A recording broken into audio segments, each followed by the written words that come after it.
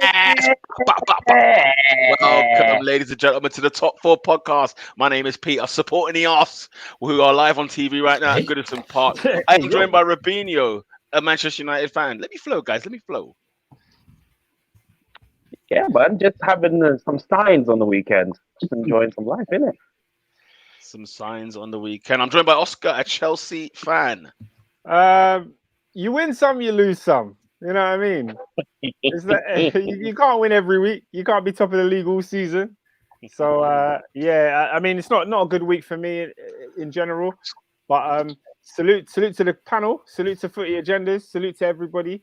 Let's have a good show, man. I hope Arsenal can lose this one so we get a Peter's apology live. Big up. The Will man he them. apologize live, people? That is what I'm waiting for. Monday I am night. joined by Adrian, a Liverpool fan. nah. Divvy up. Listen, come off the hour, come off the man for the big occasion. When it's the bottom of the 9 and you need somebody to come up and step up to the 4, who do you call? None other than Big Div. This is it, man. Big Div. This is And, the biggest. and I'm joined by David, an Arsenal fan. See, hey, Peter, they've started already, bruv. Tech time. They've started already. You got 90 minutes, people. We are I live hope at the end of the 90. I'm waiting. We're live at Goodison Park, ladies and gentlemen, where Everton are taking on Arsenal, two teams that really need 3 points. So we'll keep up to date on that game as it's going along. Let's kick things off, however. Whoa, Pete. We're here. Arsenal against Everton. I just want to get your first impressions, both David, Pete. Yes. Are you happy with the lineup? Are you good enough to win this game? How are you feeling? Go through first, David.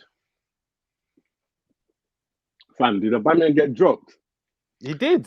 Droppage. We're seeing Lacazette up top. Yeah, the way we started, yeah. Right, fam. Abdi said El Sakiko. Big up, Abdi.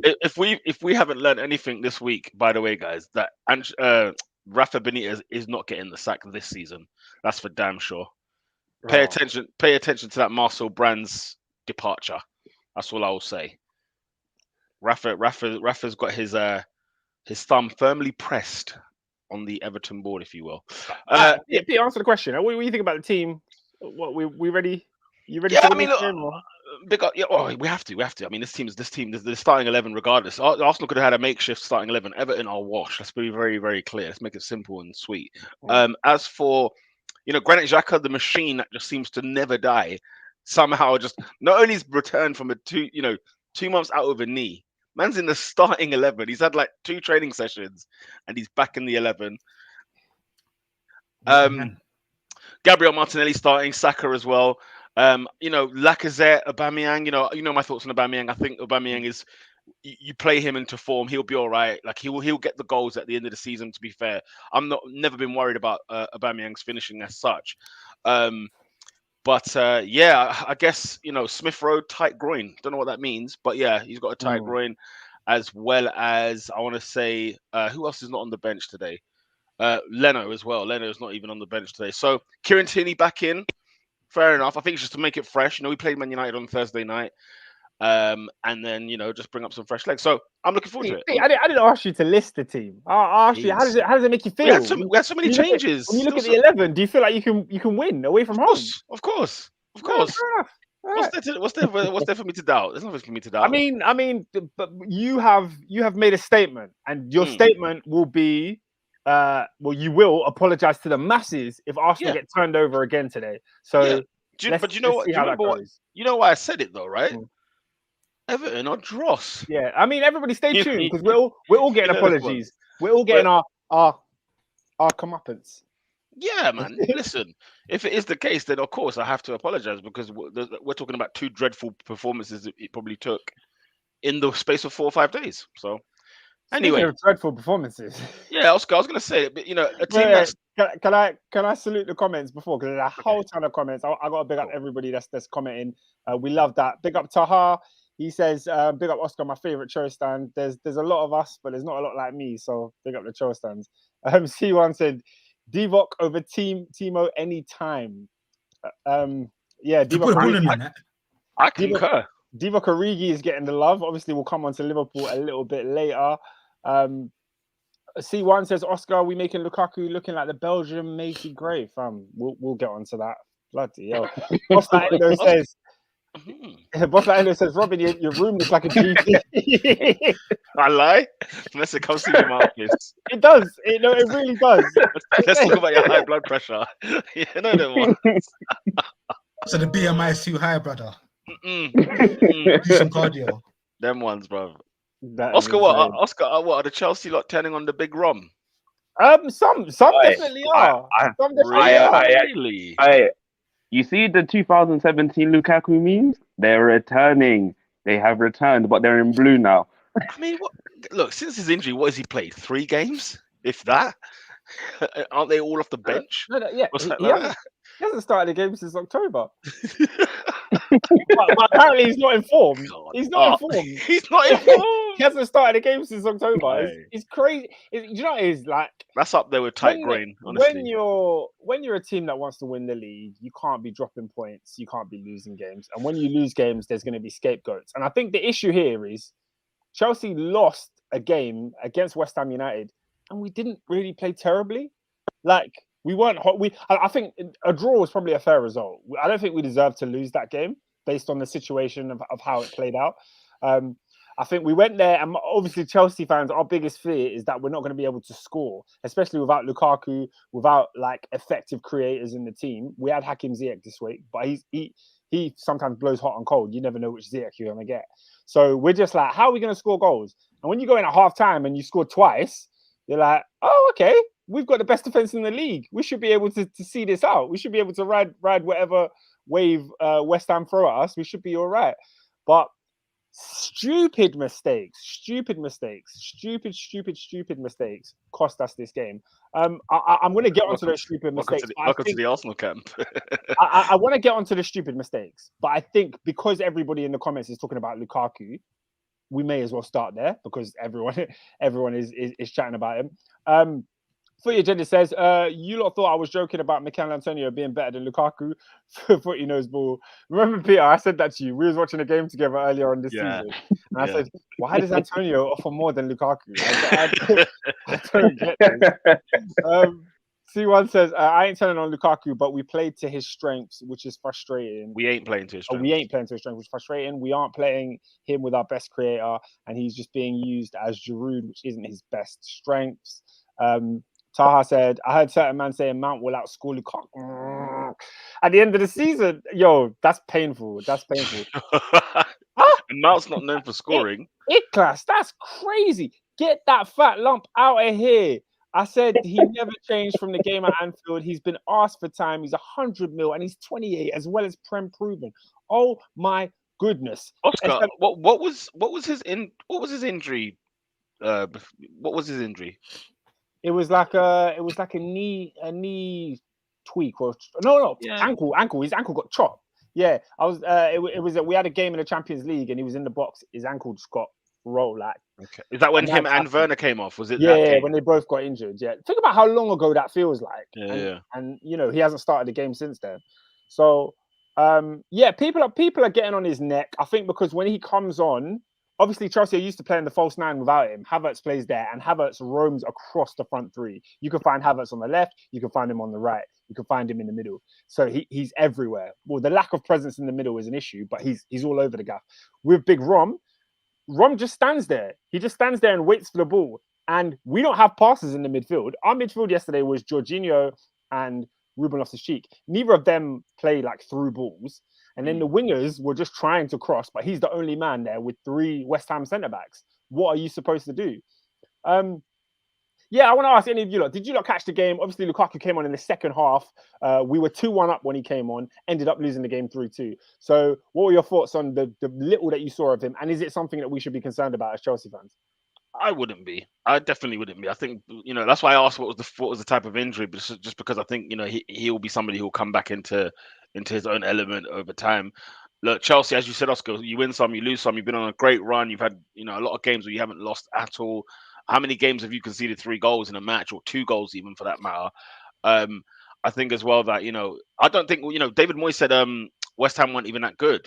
He was actually quite disappointed with their performance. So it was one of those where it was kind of obviously the goal Masuaku scores is hilarious. Mendy creating his own mistake there that led to the penalty. Bad day at the office, nothing more, in my opinion.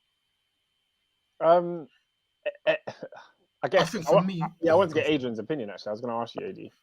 I think for me, as a Chelsea fan, looking at Lukaku, I think my issue would be You're a in Chelsea fan now. Oh God, no.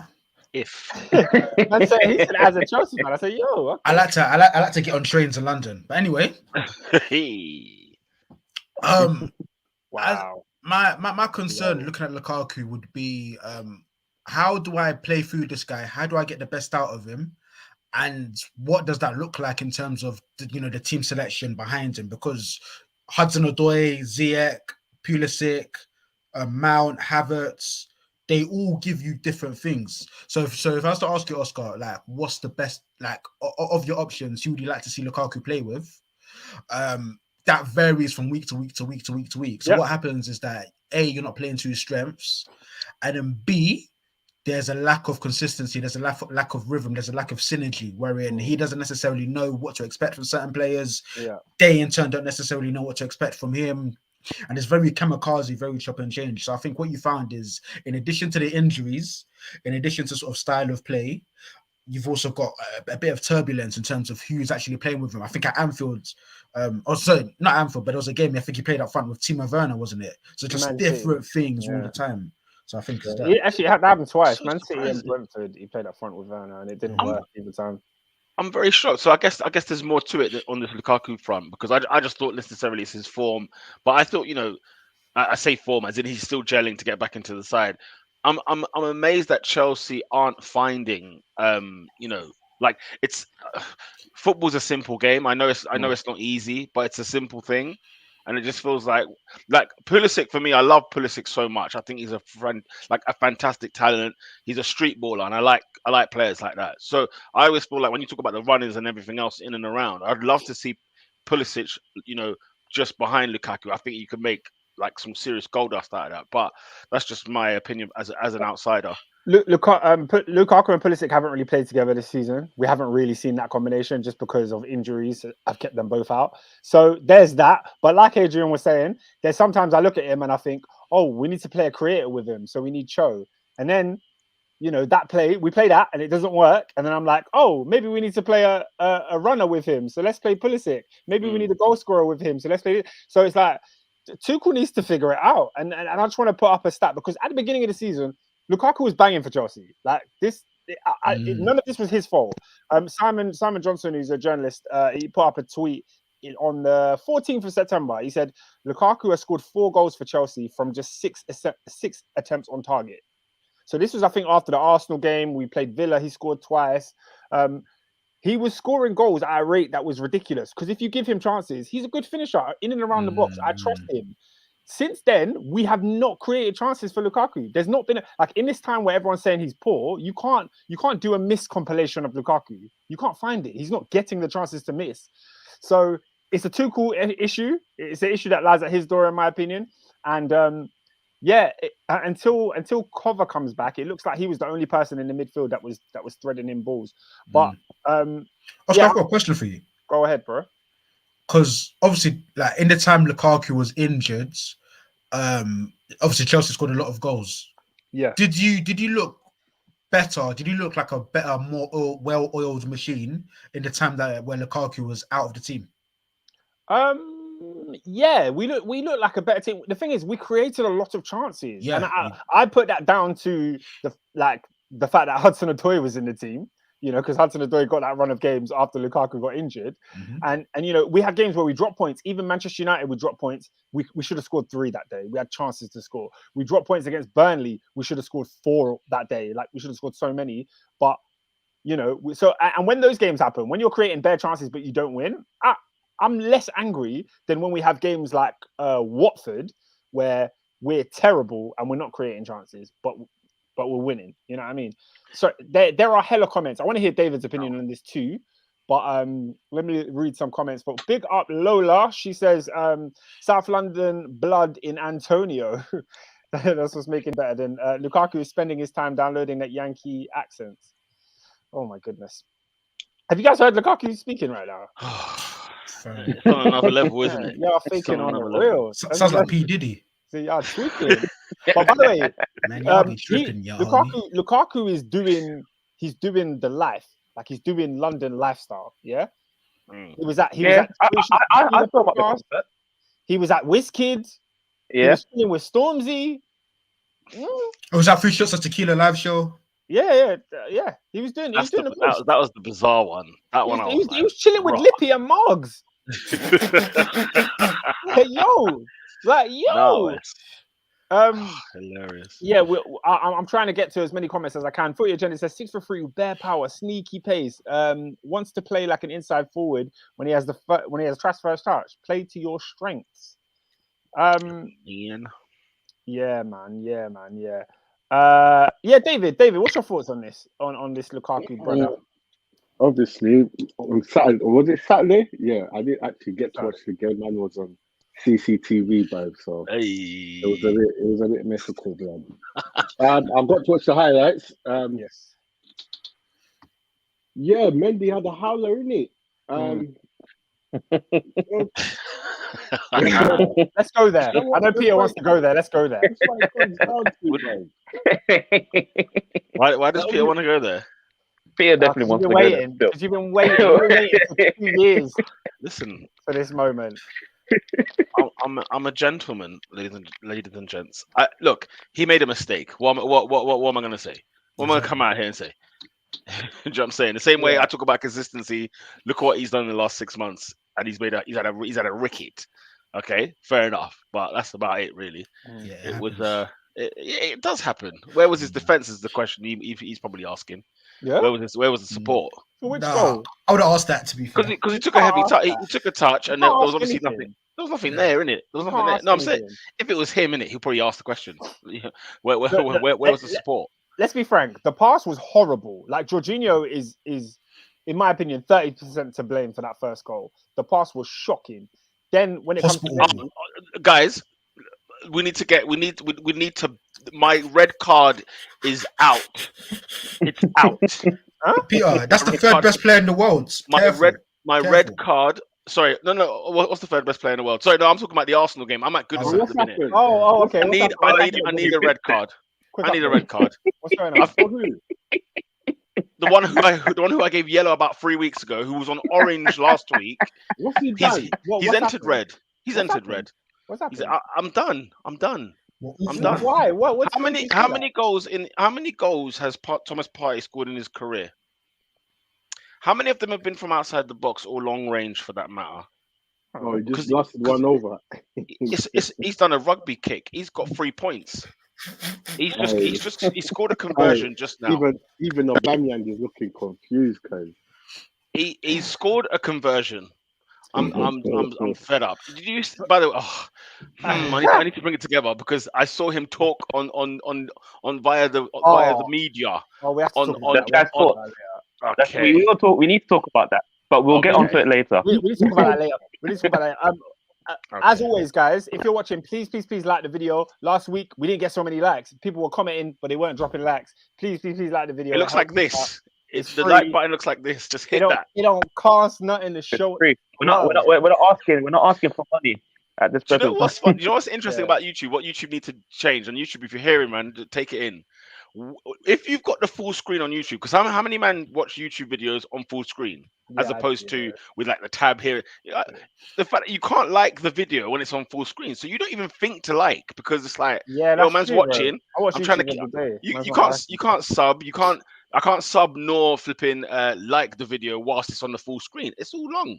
Yeah, man. Like and subscribe. And if you miss it on the video, you can always listen back on audio. We're on iTunes, Spotify, all the apps. So run that. Now let's get back into this top 3 Ballon d'Or player of the year. Jorginho. Footy Agenda says Jorginho top 3 player, better than Salah, Benzema, CR7. somebody had a comment here about Jorginho, but I can't remember where it's gone. This guy is. I have to speak on it because he's making far too many mistakes lately. Boss Laendo said, Oscar, I saw you on Lewis's live stream yesterday. You preached on Jorginho. He's been a catalyst for most of your bad results on Tuchel. Now, here's the thing.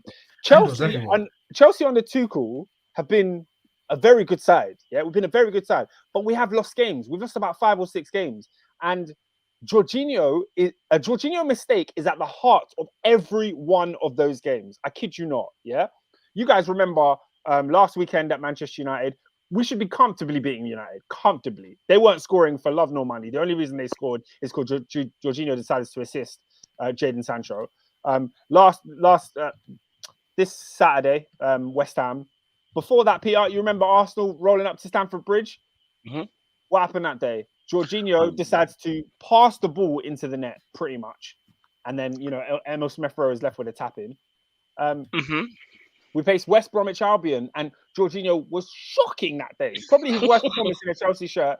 He gives the ball to Thiago Silva twice. Who was good, though? Who was good in that game? That game was a disgrace. Well, the 5-2? We were down to 10 men very quickly.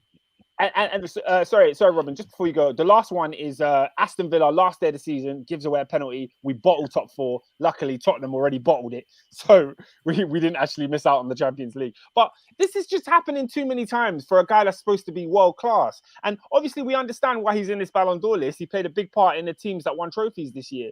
But he's making mistakes that are so bad, like basic 5-yard passes. You're messing up. Now, he's not an irreplaceable in our team. And I think the fact that Tuchel sees him that way and the fact that a lot of the fan base see him that way is very, very frustrating for me. He's not Kante. He's not Thiago Silva. He's not that level of player. He needs to be interchangeable. That's just how I feel. I think you make some valid points on that, because I think at the same time as well, it's like, is he a risk taker? So sometimes you're going to get howlers every now and again. The kind of position he plays in midfield, he's not your typical defensive midfielder where he's a tackler or he's a strong powerhouse or whatever else. He's a player who plays with the ball. You know what I mean? And I think, he will cause you some problems, but like 1 out of 6 times. Do you know what I'm saying? And even then, it's like, it's still a bit rare. So I don't know. I think J5 is doing his thing. He's had a great 12 months. So.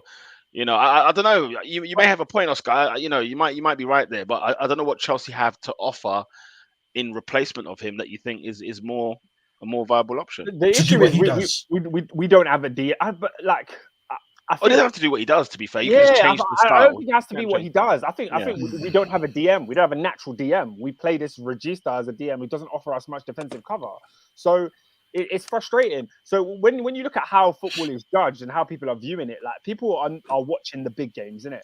People that don't support Chelsea, they're watching the Champions League semi-finals, they're watching the finals, they're watching the Euros, they're seeing Jorginho play amazing, and he's getting put forward in these Ballon d'Or categories. But literally, like I'm saying to you, I can list 4 or 5 times this year where Jorginho has literally cost us a game through just poor inconsistencies.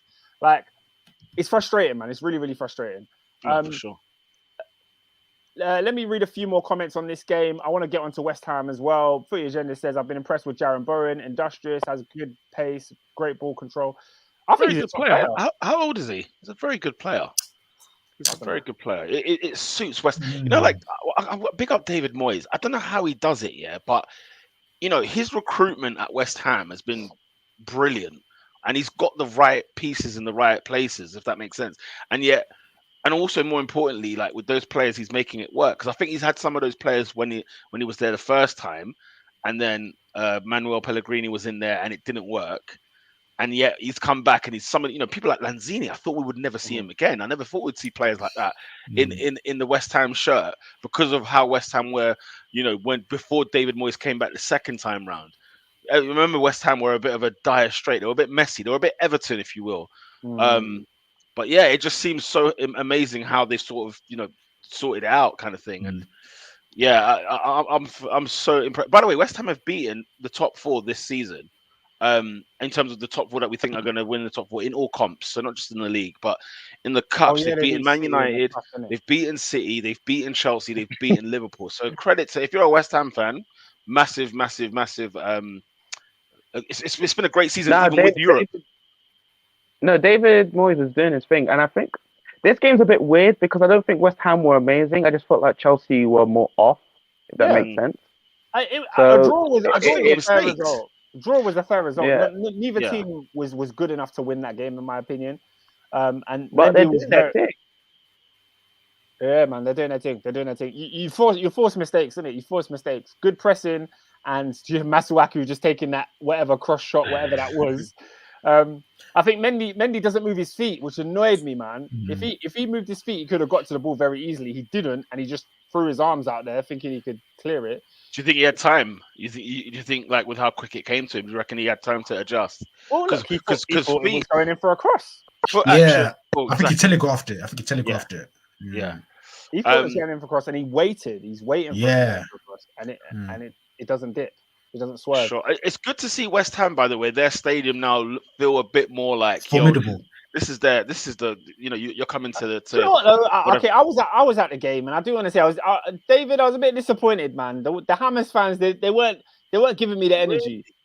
It was only once. It's far though. On TV, it was really good. It sounded. Nah, it came off really well. it was only once they scored. Like, fair enough. Yeah, when they scored, it went lit. Like, at the end of the game, once the winner came in, they went lit. But during the actual game, they were quite tame. I was surprised by that. I thought they'd be more up for it. But yes, Ikla says Oscar gives Ziyech some praise. 6 goals and assists in 6 matches. Please give my Habibi some praise. My Habibi some praise.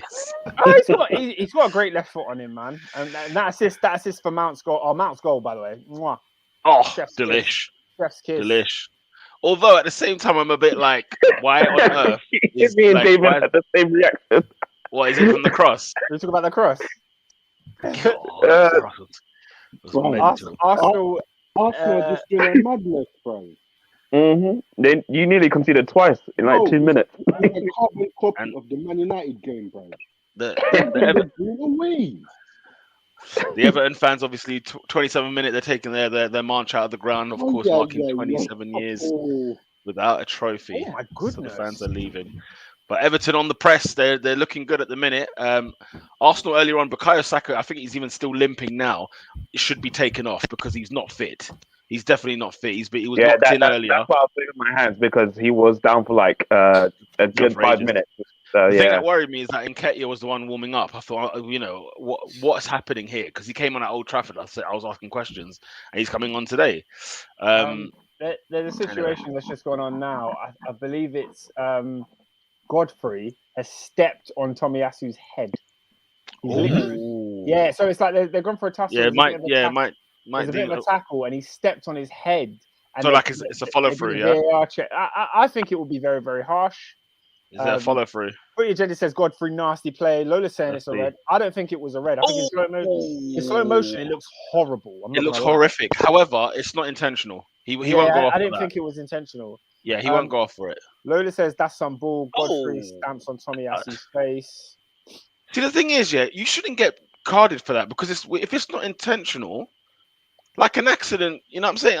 Even a yellow card is kind of harsh to me. Because it depends on how the follow through is. Some follow throughs it's like, yeah, nah, you need to come off. But most of the time, not really. It's clearly it's unfortunate that Tomiyasu's on the receiving end of it, but it's one of those where could he have stepped elsewhere in the motion of move? Probably needs to relax, bro. It's not red, man. It's not red. I don't think it's red. It's not red. And do you know what else is unfortunate for Everton? Yerry Mina has just come off. I think he's picked up an injury. And Mason Holgate has come on. Now, the set pieces, that's brilliant news for Arsenal. Because yellow card at least, bro. No, Lola said it wasn't accidental at all. No, it was. I don't think he meant to step on his face. I disagree. Yeah, man studded him in the cheek on the chin, bro. It's horrible. Don't get me wrong. It's a horrible action, but it wasn't intentional. It looked like it was, in the run. It's the follow through, isn't it? Football needs to lie, bro. They need to relax, bro. So yeah, Yeremina, who's just come back from injury, has now gone off. Which, by the way, Everton have loads of injuries. By the way, that's just shocking, bro. 30 minutes on the clock. Arsenal haven't created a chance, have they? Nope. Well, your mate Yeah. Thomas Partey scored a try, didn't he? Or scored a conversion. scary hours. Let's wrap up this Chelsea game. C1 London says Havertz link up play makes the ball stick in transition. He can dribble. Yeah, but I still don't think it's it for me. I'm not too keen on Havertz playing 30 games a season. Oscar, everyone's fit and everyone's on form. What's your front 3, Who's 2, fit? whatever it is? Who's fit? Oh, you're saying if everyone's fit. Hmm. My front 3 is Or Hudson. like, whatever the midfield to attacking, whatever the situation is there. What's your thing? For now, I go Kante, Hudson-Odoi, Lukaku. That other spot is up for grabs. I think it's at times similar to what Adrian said. At times this season, I've said Havertz. At other times, I could say Pulisic. At other times, I could say Mount. I don't know who I want playing on the right. I don't know. Yeah, don't put Pulisic on the right because he's not a right winger, is he? No, but or like a right-sided, whatever. I mean, but the thing is, Cho can play either wing. So if Pulisic's playing, then he can play on the left, and Cho will play on the right. What is Pulisic's best position? I think we've had this before, but what is naturally?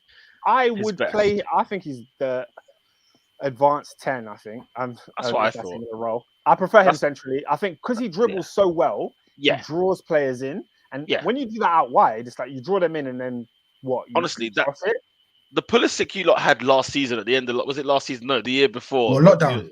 The lockdown when he was just on fire. I was in love with this guy. I was like, oh my god, he's so good. I was like, yeah. Last thing on Chelsea. Abdi said, man said, Joe, I swear to God, you're not winning the league with Cho starting week in, week out. He's so meaty. He's a clean Iwobi, no end product. I think I might frame this. Frame this comment. Do you know why? Because Pro slander is one of my favorite things. I bookmark it. On Twitter, guys. I bookmark it because I know it's going to come back. Now, but Oscar, when though? Huh? When? What, 2023, 2027? For most of the Chelsea fans that I speak to, it's already come back because all of them were writing off Cho. Now you ask them for their front 3, they're putting Cho in their front 3. So the question, the thing I wanted to say is Lola's disrespect. The disrespect, Lola. Lola, that's a red card. Oh no, that's factual. That's the one I put on. I said lockdown ballers are all fake. Martial. That's a red card. So people are saying that Pulisic is rubbed because he was just a lockdown baller.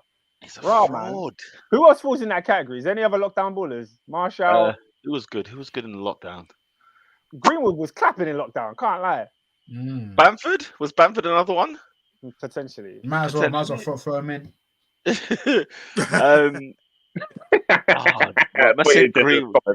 Greenwood is hilarious. That's a hilarious one. But Bubble Pooley was crazy.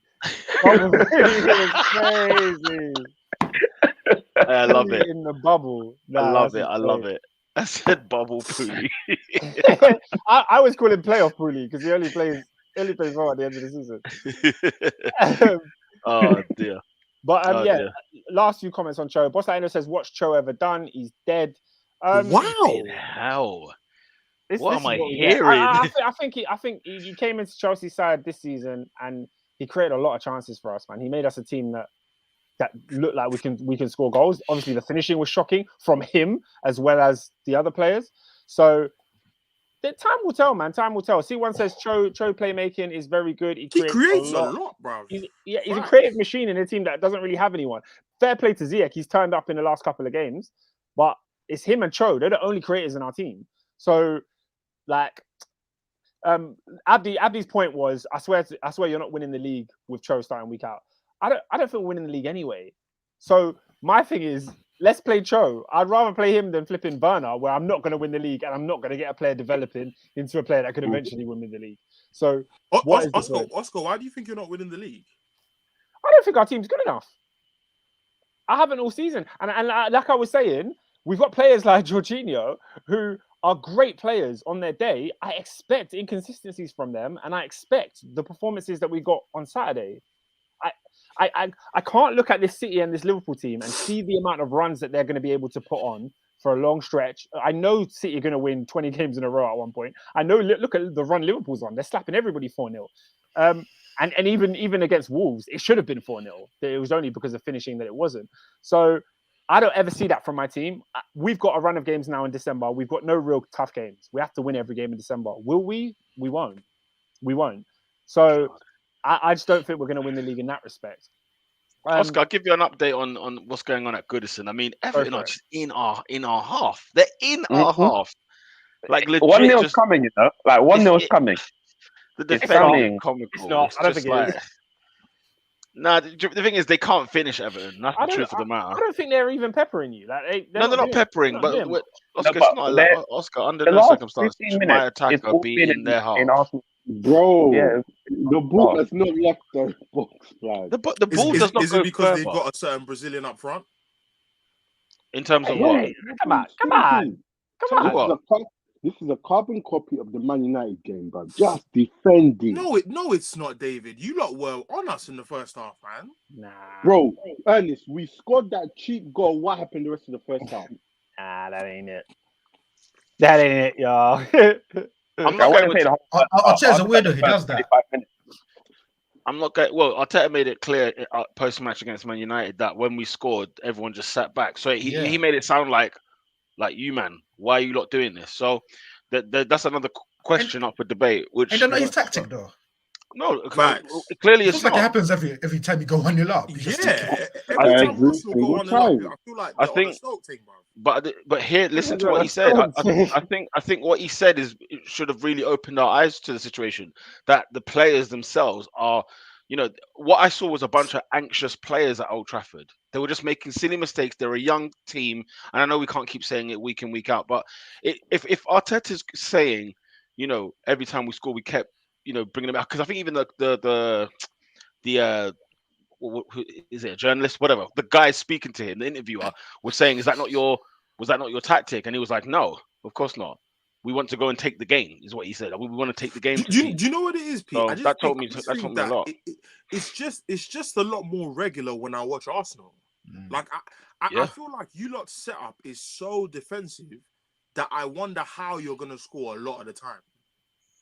I just wonder how you're gonna actually score. I don't know. That's just my 2 pence. You know, before the interview, I'm wholeheartedly agreeing with you. It's when he spoke, I thought, well, okay, there's something else then to this. There's another piece to this puzzle that we're not quite aware of. Because if he's asking those questions and then he's saying it's not his tactic, so then I looked at the team and I thought, okay, well, let's have a look. Let's see what's the issue here. What seems to be the problem that whenever we take the lead at Old Trafford, we went and just started sinking in. We let Man United come onto us. And I think it's just because of the fact that it is a young, naive team and a very anxious one, because they play like they're nervous. All the time. They always play like they're nervous. Look at Goodison. Goodison, the pressure's on them. And yet we're coming over. I know we lost to Man United and so on, so we have to actually go get our win. But again, it's like, look, we're playing shook here. I don't think Arteta in you know, I'm not his biggest fan, but I don't think he's gone and set up the team to go and defend the way he's thinking. You know what it is, though, Pete? Yeah, one thing I realized from Ollie is that there was 2 things. It's like either Ollie is telling them to play like this, as far as the way we defended, or the way he's communicating, it's not sinking in. Or they're just not listening to him. But the thing is, Adrian, you say that, but Ollie had good spells of just W's. The problem is we would always concede. So my thing is, did we ever have a defensive plan? Like when United kept a clean sheet, it was a good day. You see what I'm saying? But I look at Arsenal and I'm like, Arsenal are always going to be hard to beat, except for like the big teams this season. But I feel like you lot have not mastered one side, but you're definitely better on one side. On the other side, I don't know if they feel like the way they're being coached, it's impossible to do both. Well, do you not think Lola says, Peter, there's only so many times players can sit back after a goal before it's obviously from the manager, lose a DNA from the manager. She also says Arteta is a prolific liar. No, even serial prolific, you know. Yeah, look, you know, do we take it with a pinch of salt? Sure, you know what I mean. But if he's being, you know, if he's, you know, because he could have easily worded it in a way of, look, once we took the lead, we wanted to shore the game. We wanted to make sure the game is sealed and done and whatever else. But he didn't even come out on that vibe. For him, it was like we want to take the game to teams. But then again, what does So- that mean? Take the game to teams. Yeah, you know, that's open to interpretation for sure. But yeah, Partey is moving racy. Oscar, allow it, man. Allow I it. just First see of the all, pass to Ben White. That was crazy. But Oh, but Oscar, hey, C1, we're gonna get onto United later. We'll discuss that later. We'll get onto it. What are you saying, Adrian? I was gonna say, but imagine, right? One day, you're living in Madrid, paella. You get flown out to the Big Apple, Big London. Your salary gets tripled. You're gonna lose your mind, bro. Like any one of us 6 that says it wouldn't happen, you're lying. Brother, he's living life. He's enjoying himself. he gave himself a 5 out of 10 for his performances since he's joined Arsenal. 4. No, 4 was is if you listen to the papers. If like he said, if you hear the critics, I'm Okay, a 4 out of are 10. we discussing this interview? Because I need. There's so many things. Yeah. When Now at Arsenal, we can talk about it because When have you ever seen an interviewer ask such questions to a player? I don't think I've ever seen that in my life. Yeah, that He was said- kind of weird. He said, "Rate your season so far out of 10." Oscar, you know what's funny? I liked it. Oscar, do you know what's funny? You know, I don't know if you guys how you came across that interview, but I don't know if it's like the Football Daily. I don't know if you've ever seen that kind of Football channel. Daily on Sky, yeah. If you notice the interviews that have taken place on that channel regarding Arsenal, it's been Ben White, it's been Thomas Partey, and there was another howler early in the season as well. And they have where Kroenke on there. I think they had Kroenke. Now I think Kroenke was an Arsenal one that got on to Sky Sports. I know Jeff Shreves was the one that was actually interviewing it, but I don't know. I think it was separate. But where in all the 3 occasions we're hearing just ridiculous stuff, but also ridiculous questions being asked, but answers are being given. That's the thing I find maddening about it. I just, out of 10, how do you rate your performance? No player gives a number. You don't give a figure. I think I've You don't played answer well. that I will question. improve. You know what I'm saying? You can't say it, That's such a But if it's setup. me, listen, if it's me, I'm giving it a 5 and a 6. I couldn't believe when he said that. He said He did 6. He said 5 or 6. No, but Adrian, how can he actually say that? You can't actually walk in the office giving 6 out of 10s, knowing you're giving 6 out of 10s. You can't be. You can't give yourself an appraisal. Ladies and gentlemen, there's been a goal at Is there? Who for? But who for? I'm not- It's not. I'm not there yet. That's you lot. That's you, man. I'm behind. I'm behind Oh. still. 40. I'm What, do you want 42, me to 30. do you want me to- 32. What are we doing? Are we doing spoilers or not? I'm not fussed. I'm not I'm fussed. gonna see it, bro. I'm not You're fussed. gonna say it. Well, Let's see. So it's a free kick. So I'm watching the build up for it. So Richarlison's. it's a free kick, and based. Yeah, Oscar. go ahead, Robin. 45 minutes. And guess what I'm saying? Oh, tell him. What? 45 minutes. What? I already told you, man, bro. Get this man out of here, bro. Let's see. Who's whipping this ball in? It's Andros Townsend, I already told you, man, to former get this- Tottenham. Wait, Robin, what did you say? 45 minutes. Yep, we got 45 minutes until the apology. Oh, Guess- well, the goal's been guess- ruled off for offside, ladies and guess gents. who's- It's been Oh, okay. 45 minutes. Oh! So the ball's just gone in. It's Mr. Richarlison himself, Ernest. Birdman. Your boy, man, your boy bagged. Could have But it happened looks to a like- nicer guy. It looks like it's been chalked off. as Can't they stand say. So- Richarlison, man. So he didn't score In the end, it didn't count. in the It end. didn't Oh, count. It oh, didn't count. Okay, he's not Oh. offside, so that's Yeah, interesting. he's not even offside. Like He's not offside, I'm so- very concerned as to why that goal I'm was concerned called. how that's been ruled off. I'm very surprised. It's literally If like his Godfrey, armpit. if it's Godfrey that's in play, I guess there There's is an gonna be- Everton player There's offside. going to be But big It's tight. controversy. I'm about looking that. at it again. It's a bit tight. Yeah, he's not offside in my opinion. Richarlison's on. Mm. Oh, really? Is that what his hand is offside? I thought Yeah, I thought That's a You can't joke. go with that. your I hand, thought- It's the shoulder, no? no, I You swear they can't changed the go with rule. your They hand. changed the I rule. think it's like his shoulder guys, armpit. area. Guys, they changed the rule. I swear they said if any part of your body is onside, it's onside. They've Hmm? given the No, they've given they the didn't. version to the No, no, attacker. no, no, no, no, no, no, no, no. That definitely didn't happen. Yeah, that definitely did happen. So Richarlison Bro. didn't score. He did not Apparently, score. apparently not. Okay. He did Okay. not You score. can't score with your I mean, bloody hand. It should be given, Ernest. Like it's a joke though. Yeah, it should it- be given. it It should be given. I'll need to see it I again. couldn't care less. Yep, couldn't give a I monkeys. couldn't give a monkey. Agenda for run. Everton, Richarlison. Yeah. Hunter That's a says, match made in heaven. Hunter says it's the sleeve, and he says he was offside. I can't lie. Yeah, when I looked at it, it looks offside. If the Oh, yeah. armpit hair is Could be his is toenail, straight could be his offside. nose. Yeah, I man. don't For care. me, Could for be me, his yeah. aglet. But If I was, that's the warning though, because I did say that 1-0 was coming because Everton have been in their half the whole time. But 1-0 didn't come, Robin. That's the thing.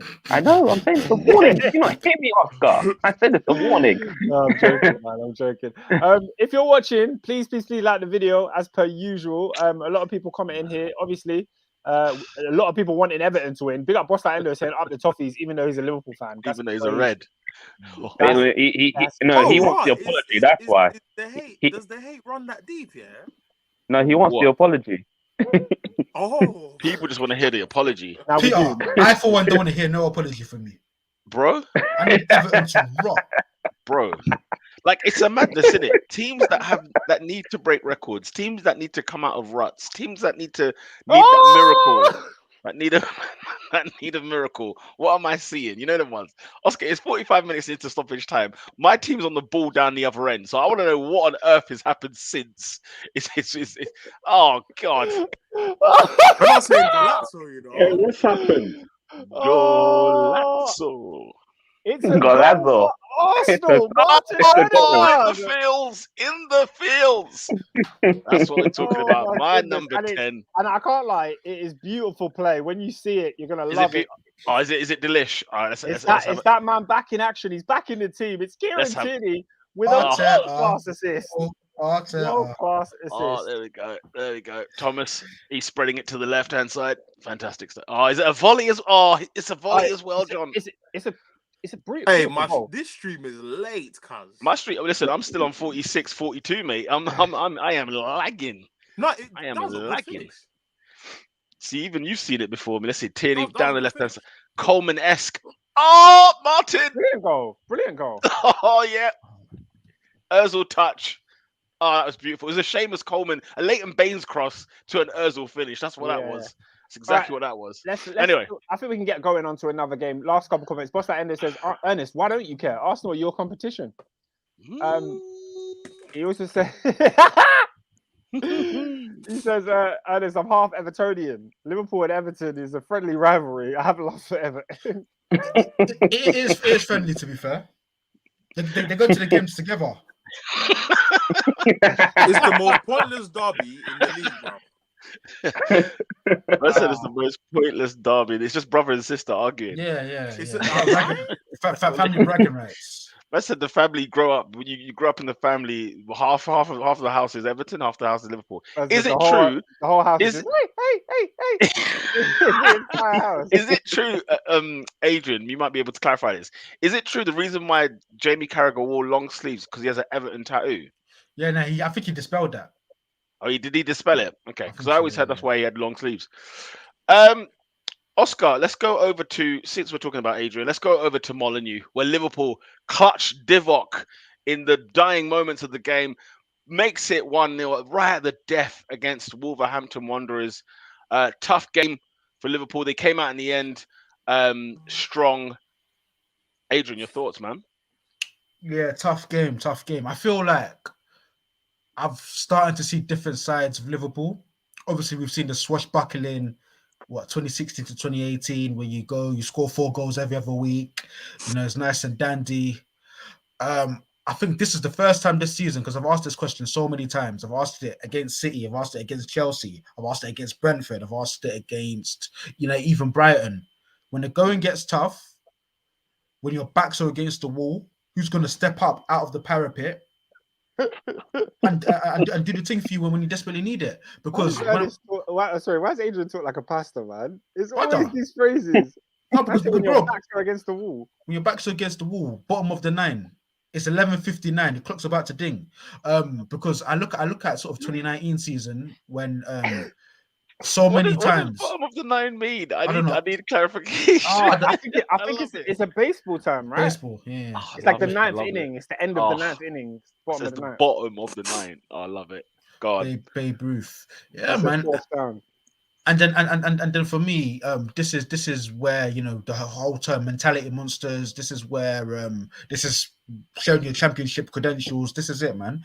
Last kick of the game. It was a game where we created some decent chances. You know, Diogo Jota, I don't know what the hell he was playing at. I think for me, I think the occasion probably got to him, where That's he was what it like, seemed like to me. yeah, he wanted to teach them a lesson. And he just wanted to volley it into the goal. Sadio Mane missed a great chance as well. But I think what Liverpool have started to find with obviously having Thiago in the team is now we can attack different ways. So it's no longer inshallah wing inshallah every 4 minutes. Now we're seeing we've got different styles of play that we can produce. Because I was even watching the game and I thought to myself, raw. Van Dijk, you haven't hit a Diago game, have you? I'm off the hour. This is it. And then there was times where it didn't come off. There was times where, like, on at least sort of 3 occasions, Matip will pick up the ball, drive, bring players out of space. So, you know, I think what we're starting to see is Liverpool are cooking on all cylinders now, and we've got more than one way of beating teams. Whereas Mo Salah was quiet the whole game. He only did one good thing all game, but it was decisive. And then did he? That touch, man. That touch was insane. It was nuts. It was That touch. It was lovely. It was nuts. You know, I wanted Divock to sort of backheel it just to complete it. The fact that he just took the time, he still managed to go around and bend it with the left. I thought, okay, fair enough. Do you know what I think? I feel like the keeper made his mind up for him, you know? Because I don't know, because if you watch it, I feel like the keeper thinks Origi is going to square it to, I think it was Mane. So he almost tries to run. If you watch it, he tries to run across his goal. It's ever so slight. It's like he sort of takes two steps over, and then the goal literally just opens up, and then Origi's like, well, if the net's open, I might as well put it through Connor Cody's legs. But yeah, man, I feel very, very, very happy with the result. I'll be real. I'm gonna sound like a madman, but I've waited all season to see a win like this, where it reminds me of Aston Villa 2019. And, you know, Liverpool have had so many of them clutch moments, and that's good. But one thing I will say about Origi, and I want to give Origi his flowers, man. The guy does what the guy does, man. Like, he's had so many momentous, like life-defining, life-changing moments in a Liverpool shirt. And you must cry. I mean, why should I care more about Origi's career than he does? Because bro, if I was Divock Origi, when I scored the winning goal in the Champions League final, I'd have knocked on the gaffer's door. I'd have said, "Gaffer, how many minutes am I playing this season?" If Klopp looks at me and says it's techie, I'm handing in a transfer request. I'm playing elsewhere. Did you hear Klopp's interview after? That was sad. Klopp said, "I hope one day he plays for a manager that plays him more than I do."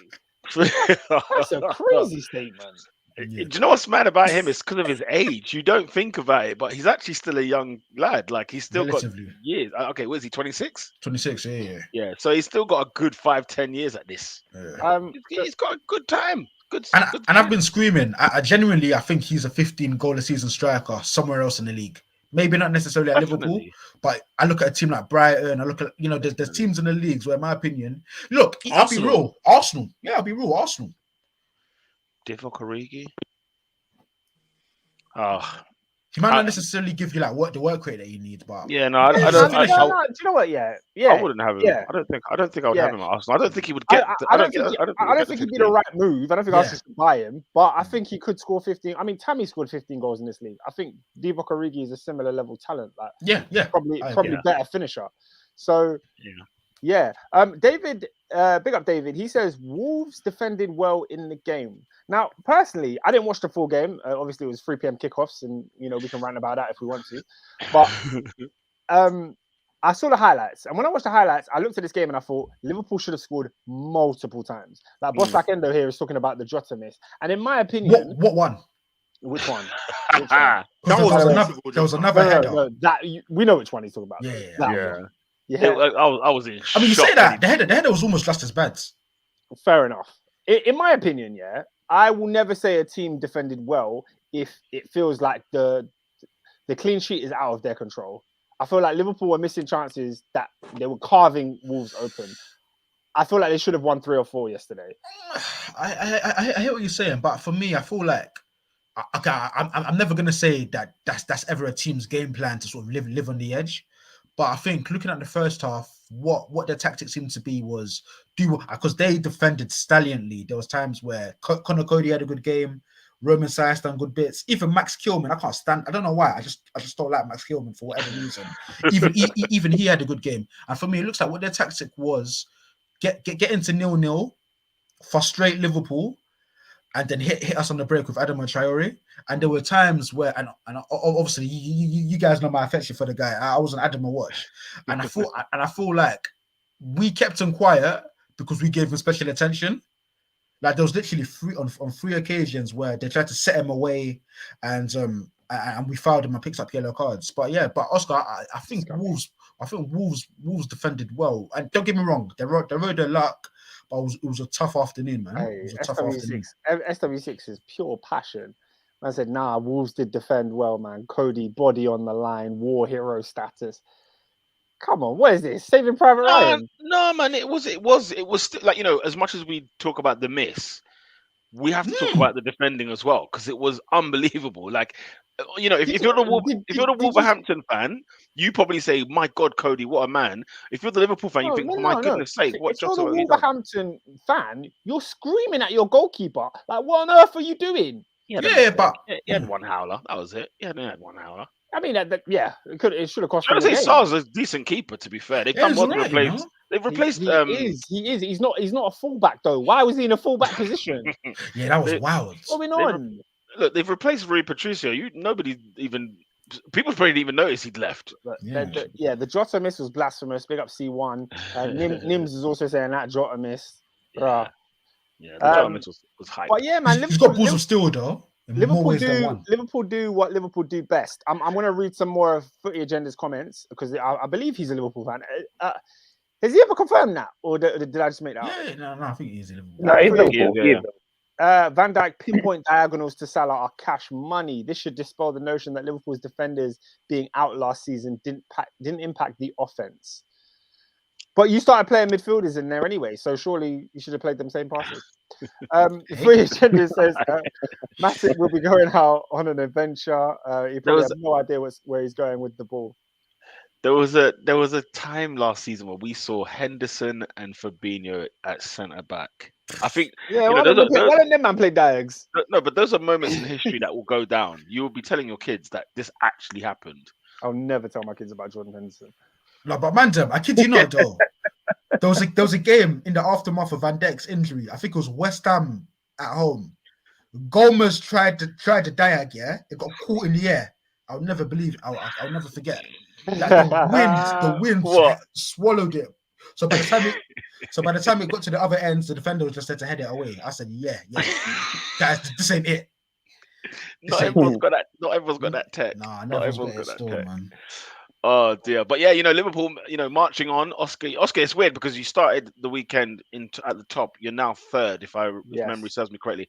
Yeah, this top 3 is going to be hellacious scenes, especially the month of December is going to show us who the men are in this title race, because only 2 points separates the top 3, and it's going to keep changing and changing. Just while we're on it, because I know we're not going to spend that much time on it, but really want to see City impressive again? Yeah, I mean, look, they got the job done. Man City, in the season, Man City, nobody really watches Man City throughout the winter months, but the points rack, and then we get to February and we're like, yo, you men are here. But Peter, did you know when you start watching City?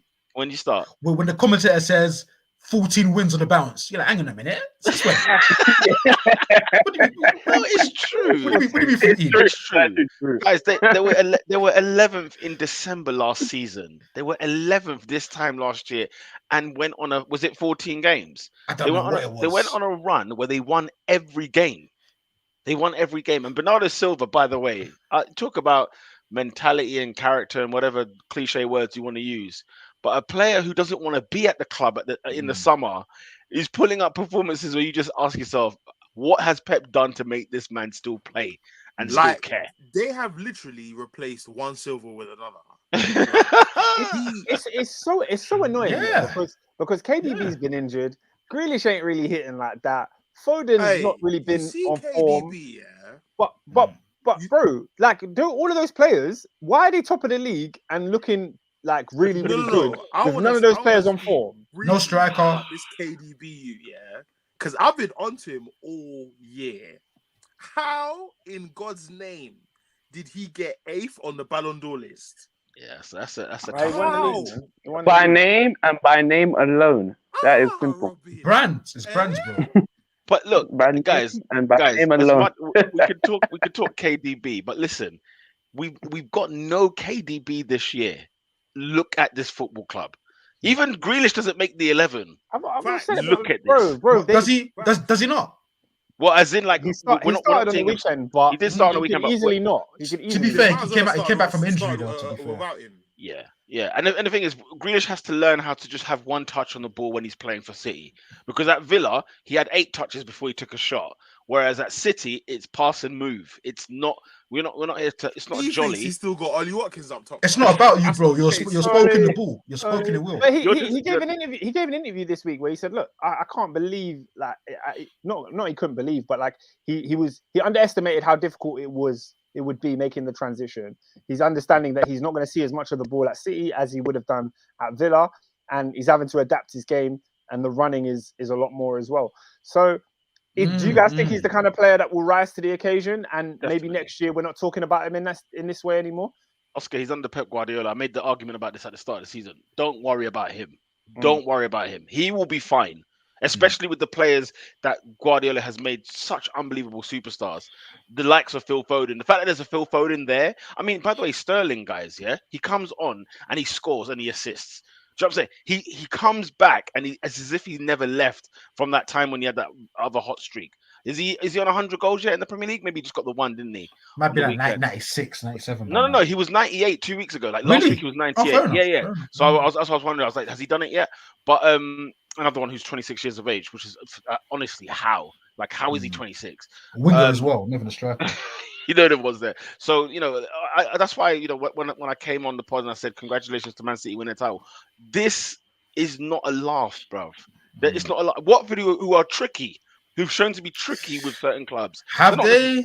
I mean, They're tricky. Okay. They're tricky. Okay, yeah. They're just tricky. They're not good. They're not great. They're nothing else. Nothing special. But they're It's a hiccup. tricky. It's a hiccup. Yeah. You know them ones Could be, innit? where Could be. it's one of the City. It's difficult to see where City lose their next game. It's so difficult. Maybe I've cursed them now and they're going to lose next week.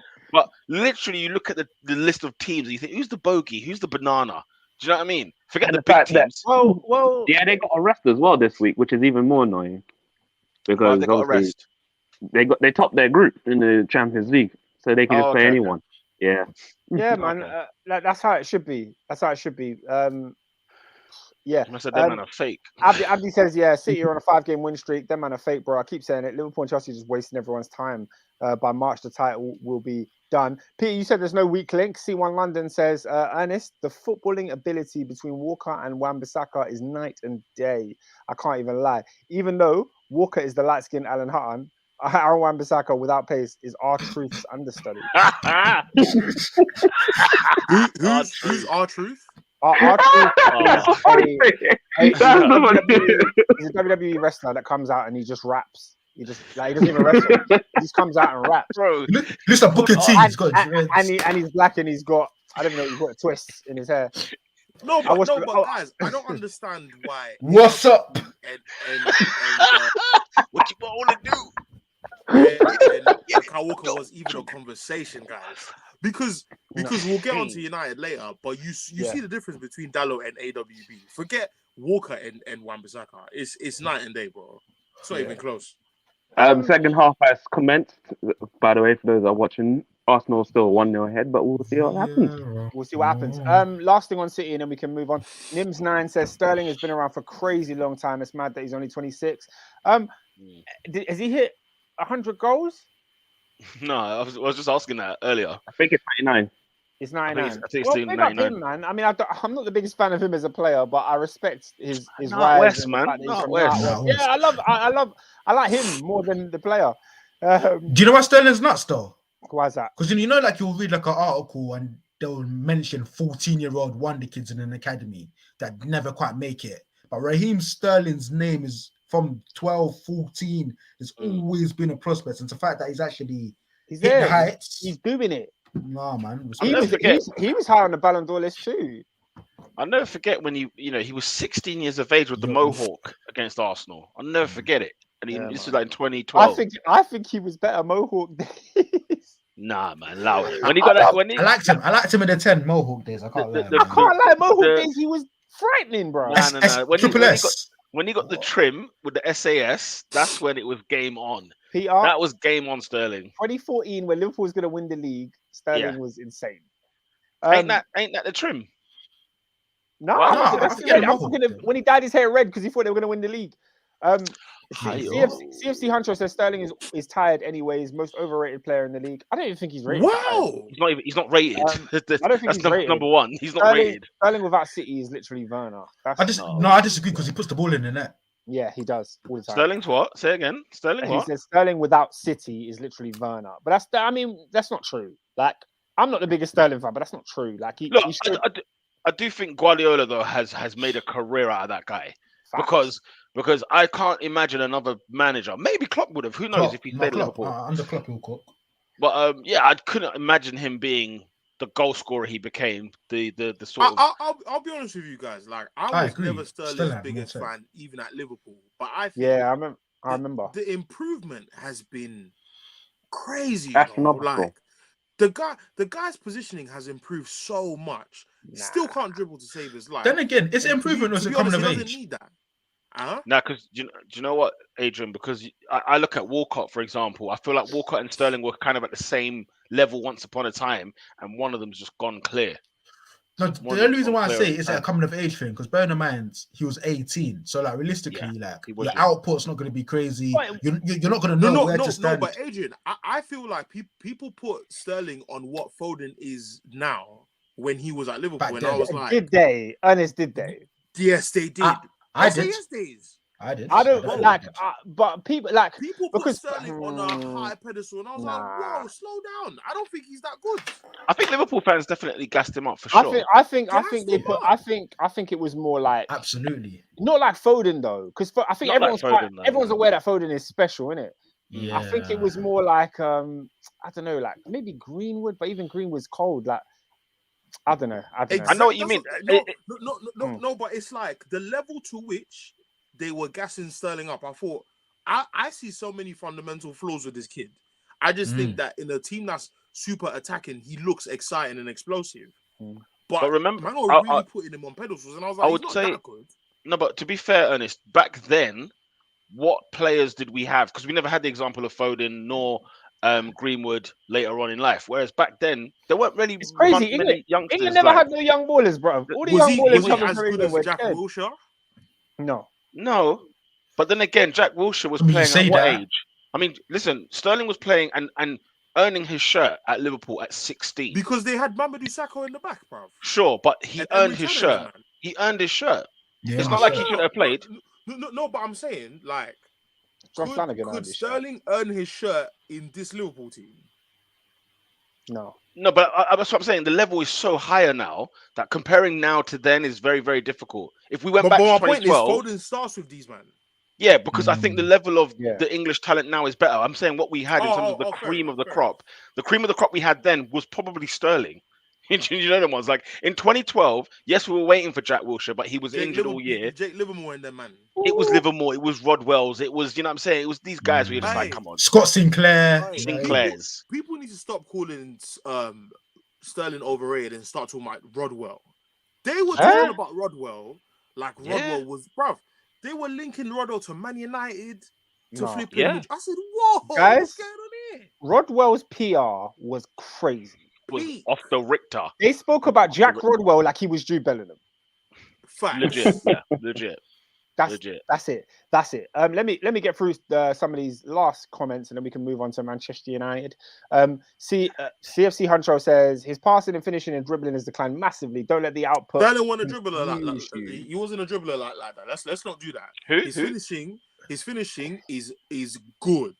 His Who's finishing this? is above average. Who are we talking about? It's good. He can finish. Sterling. What? His passing, finishing, and dribbling has declined. Hmm. No, it's improved. It was never high. Facts. It wasn't Nah, high. Nah. It's improved. I think from like 2 years ago, he was more deadly than he is now. He played every game. True. He played every game for Man Yeah. City. No, but I feel like there was a level of directness. He Like, only I feel like, shot. can I be real? I feel like Sterling doesn't care anymore. Like, for Have a him, look. I'll have a look Raw, at for real. his no, statistics. as in, no, what I mean by that is he don't care about aesthetics. He don't care about looking cute. He's at the end. He's on the end of that cross. All he is he knows where to be at the right time and he'll profit. So I feel like things like dribbling, looking good, flair, he's got it, but I don't think he does it as much because in his mind, it's all about final products with him now. That is Sterling phenomenal scored teams. 10 goals and 7 assists in 28 starts last season. That's all right. So Guys. a return of 17. The year before that, in Guys. 33 games in the league, he scored 20 goals in the league. The year before that, he scored 17 goals in 34, then 18 in 33. I mean, bloody hell, he's got better over And time. the 17 goals is 10 assists as well. You know what I'm saying? Like, That's what I'm What was saying. it? What Like, was his tally last season? 10 and 7 said- in 28. Yeah, it's not bad. It's not bad. Guys, oh, what look are we at doing look here? at this. What are we doing? What are we Oh, doing here? God. What's the thing 17 though? Like, goal contributions is sick, bruv. In 28 games. yeah. I mean, it's really good, but like, he Don't plays let Salah for fool City you. as well, though. good. Yes. No, I'm not saying it. I'm not taking it away from him, but like No, I but wouldn't say- I think what we're clearly doing is the implications of what we're saying are higher than we're trying to make out. We're trying to make it look like my man's on a mad decline, and it's like that's not the case, bro. That's not the case at all. fair enough. At all. In his Man City career, 312 games in the league. Sorry, in 312 games, he's got 119 goals in 312 games for a winger. What's that? One in three? I Like 1 in guess. 3. It's phenomenal. Come on, guys, Phenomenal man. numbers. I know we have Messi and Ronaldo, so those stats get skewed I now. lie. But mate, let me tell you, those numbers, the hips don't lie. That's all I'll say. Hunter says 17 goals and assists for the best team in the league, starting 28 games, plus coming on as a sub. It's simple. He was better You in said, previous but seasons. Hancho said massive decline. That is not a massive decline. Mate, he's Man, steady. let's not do this, guys. He's very steady. When he plays the games, he gets the numbers. Full stop. Full stop. I know last year he kind of Yeah, he had bad form last year. Where the right. And remember when I was saying you Yeah, still bad start form. Sterling. I remember I was backing Sterling. Like, no, you still play him into form, blah blah. Then he was taken out the side. He's come back in. Guess what? Arlen Farmer for dead. And Hunter So- also said Bellingham's overrated, but I completely Goodness me. Whoa. Yeah, I read that. I was like, no. Oh, I nah, can't do this, man. Nah. What? Bellingham's how old? 18 or 17 still? 18, He's 2003. 18. I'm hoping he's still 18. 17. I just wanted to stay safe. I Guys, just he's wanted to stay 18 years old and he's playing like Yeah. high level. Yeah. the fast. Nah, it's He's a got- joke. Hunter, that's a Can't believe joke. I'm hearing today. Hunter, you He's can't got- even say that. No. I think the question is, how is he rated for him to be overrated? He's probably got more Champions League appearances than Aubameyang. Like, what's going on, man? This guy. That's I mean, crazy. No. I'm saying he probably does. He I thought about might it. not. I was He might like, not. I mean, no, but then maybe. Bro, the guy scored in a Champions League quarter final, bro. At 18, 17, he was doing this. It would have been 17 back then. Nah, man, come on, bro. Come on. Like, what are we Bellingham's, doing? Bellingham's What cold, are bro. we doing? But Bellingham is a bona fide starter at a top club at 18 years old. Who else did that? Who else did that? Yeah. I said he's the Foden, truth. we talk about Foden like he's crazy. Foden didn't do that. That's so funny. Like, bro, No. like, He's cold. Foden is young and Bellingham is 3 years younger.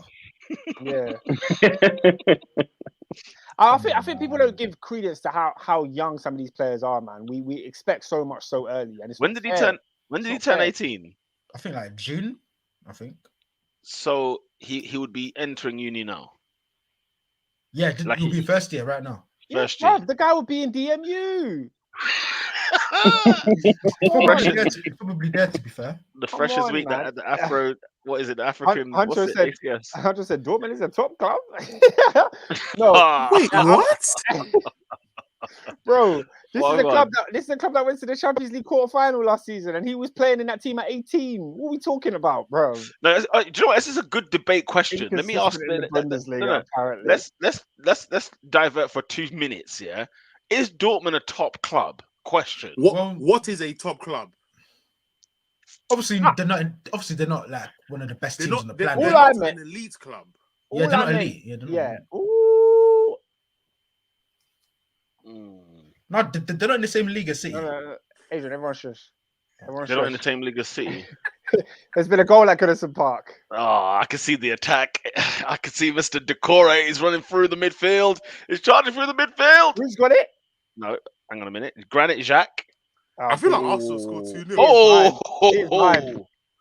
I'm It's way behind. 1-1. Jack has just 1-1. cleared it. And Ernest, it's that man. It's that man again. Listen, baby. Ernest, to be fair, whatever slander you have for a player, just make sure they're not playing Arsenal when you want to slander them. Checking it for offside again. Oh, John, yes, John. Oh, yes, John. Don't give it. Oh no, it's Hey, right. I've never seen Adrian hate a club more than Everton. Right. I don't know. The whole time we've been on this podcast, I've never seen him hate a club it's a more. fantastic Guys, finish. it's tight. It's on the like It's a good finish there from on the Richarlison. line. It's on the line. I don't know if it's going to be ruled out. It's a brilliant finish from Richarlison. Brilliant finish. You're taking it well. I am looking at Gabriel to see what happened there. You know, your fellow compadre. I'm wondering whether he could have done something better with it. No, Gabriel's got some great. No, guys, these men are zooming in and out of their VAR. I've never seen That's this, bro. a crime fighting here. centre back. Let's see. It's offside. He's unmarked as well. The thing is, It's offside again. do you know what? We've got away with that. Do you know Oh why? my goodness. We've got away with that because Is this bribery? No, come on, guys. he is. Come I'll on. tell you. No, If he's offside, he's offside. Do you know what it is? No, do you know what it is? Usmanov, don't forget. Usmanov is putting P behind this game because there's no way twice. Wow, that's a definite offside. He said definitely. He was offside by a toenail. What do you mean definitely offside? Sadio Mane was offside by a nipple last year at Goodison Park. Oh, It's literally if I'm size 6 or size 7, that's the difference. a sweat bead. I'm not gonna lie. I've just seen the goal. It looks a lot closer than people saying way offside. No. I know. Ernest, it's margin. This It is a looks joke. so close. This is a joke. Can we also be clear as well? You take into account, you know, when they've drawn that line across on VAR, just pay attention to how the fact that the box is not even in a straight line, the Goodison Park box, because their pitch is like on a bend. I've noticed that at Goodison. I was like, this is so Also, weird, but it's on a bend. Surely the only way for them to get it accurate would be to be above, innit? You'd go above and do a line. You But would when do you so, do it yeah. across, Their like the line 18-yard diagonal. box is a bend for real. Yeah, because the pitch is literally where the center spot, the penalty spot is. It's the tip of the pitch. Bro, that's a goal, man. Come on, bro. Phenomenal. nah, Bro, David, when you sound disappointed?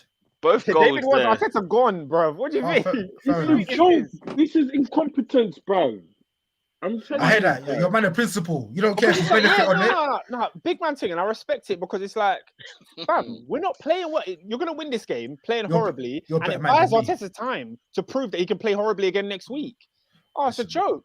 Okay, we've taken far too long. Right. Shall we Okay. move on to the Let's other go big to Old game? Trafford. Let's go over Yeah, to man. Old Trafford, where Manchester United collected 3 points against Patrick Vieira's Crystal Palace with a 1-0 victory, thanks to Pastor Fred. C1, you himself. can drop your comment now that you wanted to drop earlier. Oh, he wants. Was he holding it? Was he He trying had to a hold comment. it? He dropped it twice, but we was talking about Chelsea. I'm not going to United yet. Oh, is it Martinelli? Ralph's Reds. Oh, he's got a. It's Oh, not I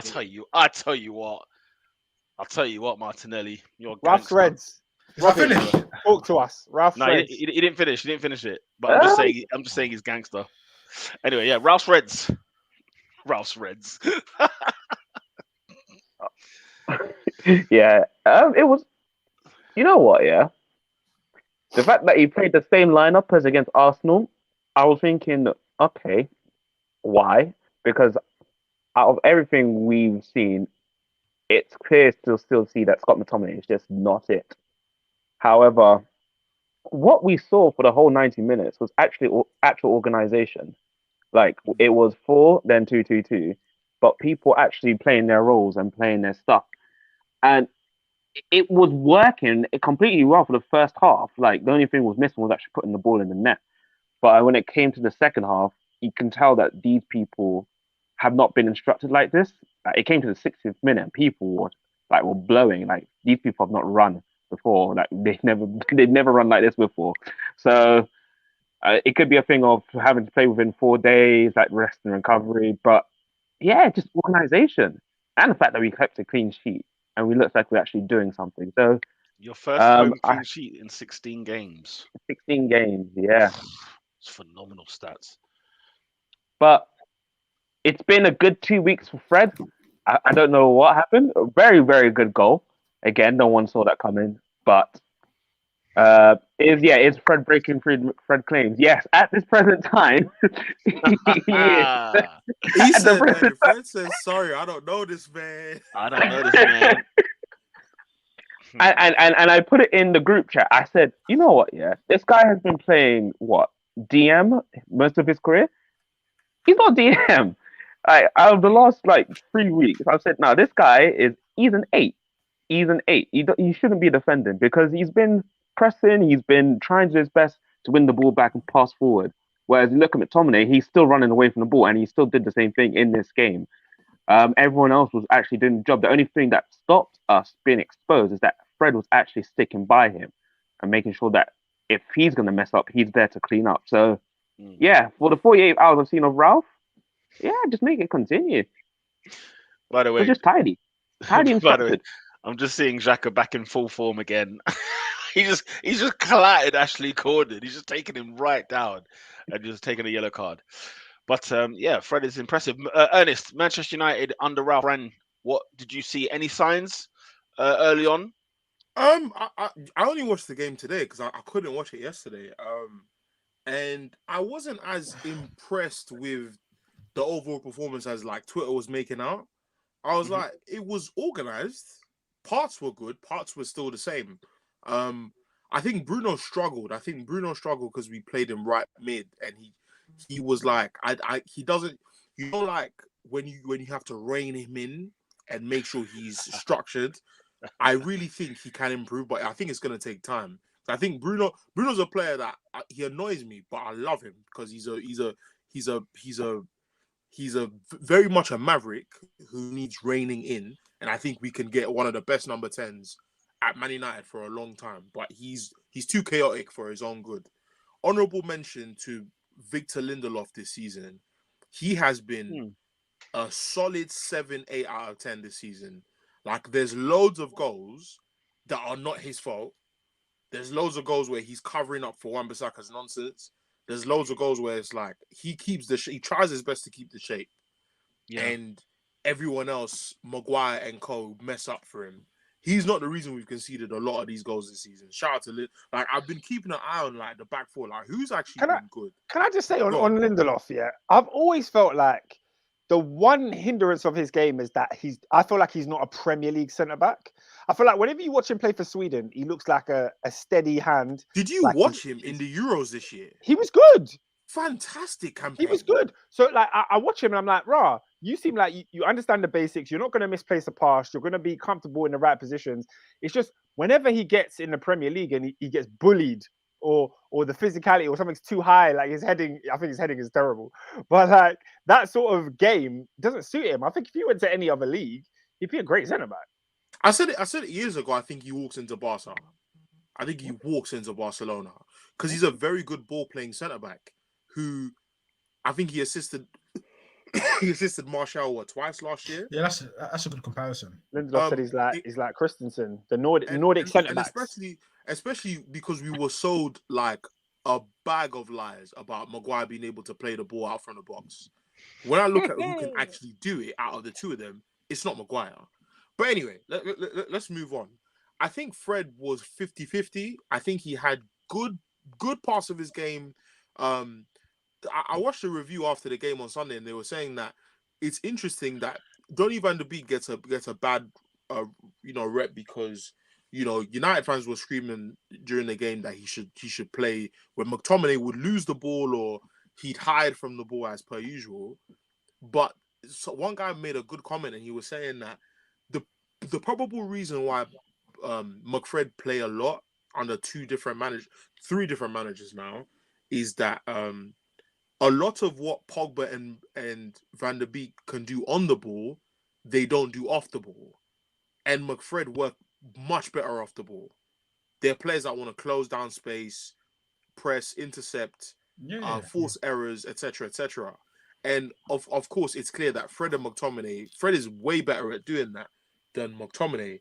And so I think that, like I said before Ragnar came in, I said Fred is going to be a huge beneficiary of this style.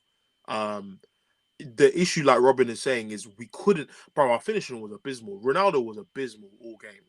Like he had one cross that Bruno should have headed in. Every other time that someone would misplace a pass to him, he's there like throwing his hands in the air. But every time you get the ball, you're losing it as well. Rashford might as well have not been on the pitch. I was very shocked that Sancho came off. Honestly, like I was very shocked. Rashford should not be on the right. Like he shouldn't be. And the thing is, I've always said Rashford's a criminal. Yeah, he's a criminal. But I think this shoulder surgery is affecting his comeback a bit. And another part of me is just thinking this is typical Rashford anyway. But yeah, get him off the right, man. Put him back on the left. What else did I notice? Sancho needs time.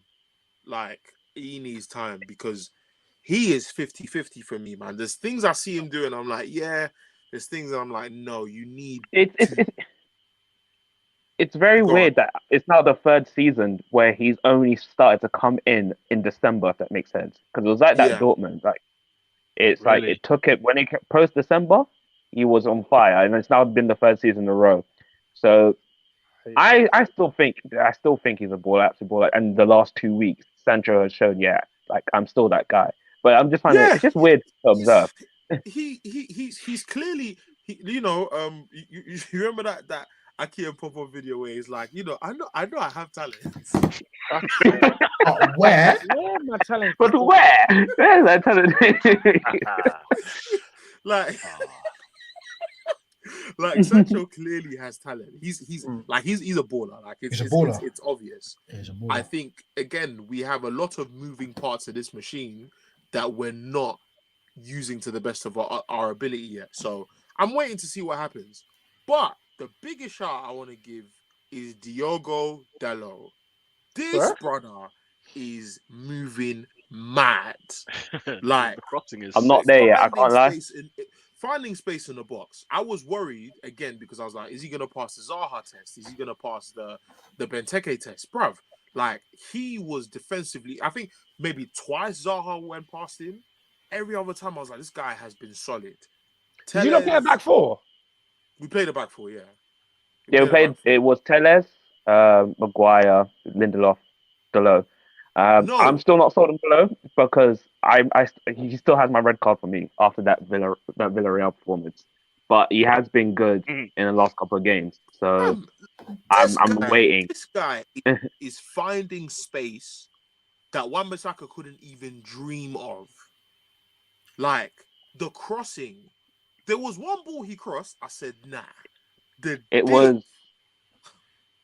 Was it the Fred ball? It wasn't the Fred goal. I think it was in the first half when Ronaldo should have scored. It was in the first half. Yeah. I know what cross you're talking about. He's definitely... Go on.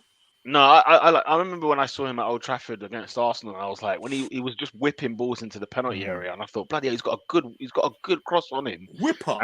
And I know he had a good loan spell at Milan. Was it last year or the year before? AC Milan. It was AC Milan.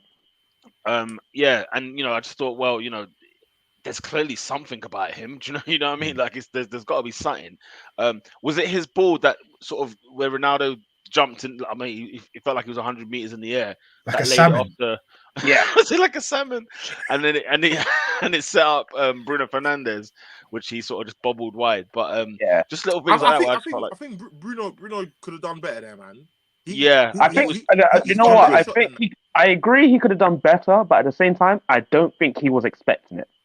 That header from Ronaldo, by the way, was superb. I don't think, it was superb header, but I don't think because the way Bruno was charging, it looked like he was like going to pass it forward, if that makes sense, to get the rebound off the goalkeeper, possibly, because he was going super fast. So when Ronaldo actually headed to him, it looks like, crap, I need to slow Robin, down. by the time he gets the ball, it's him and I think one defender.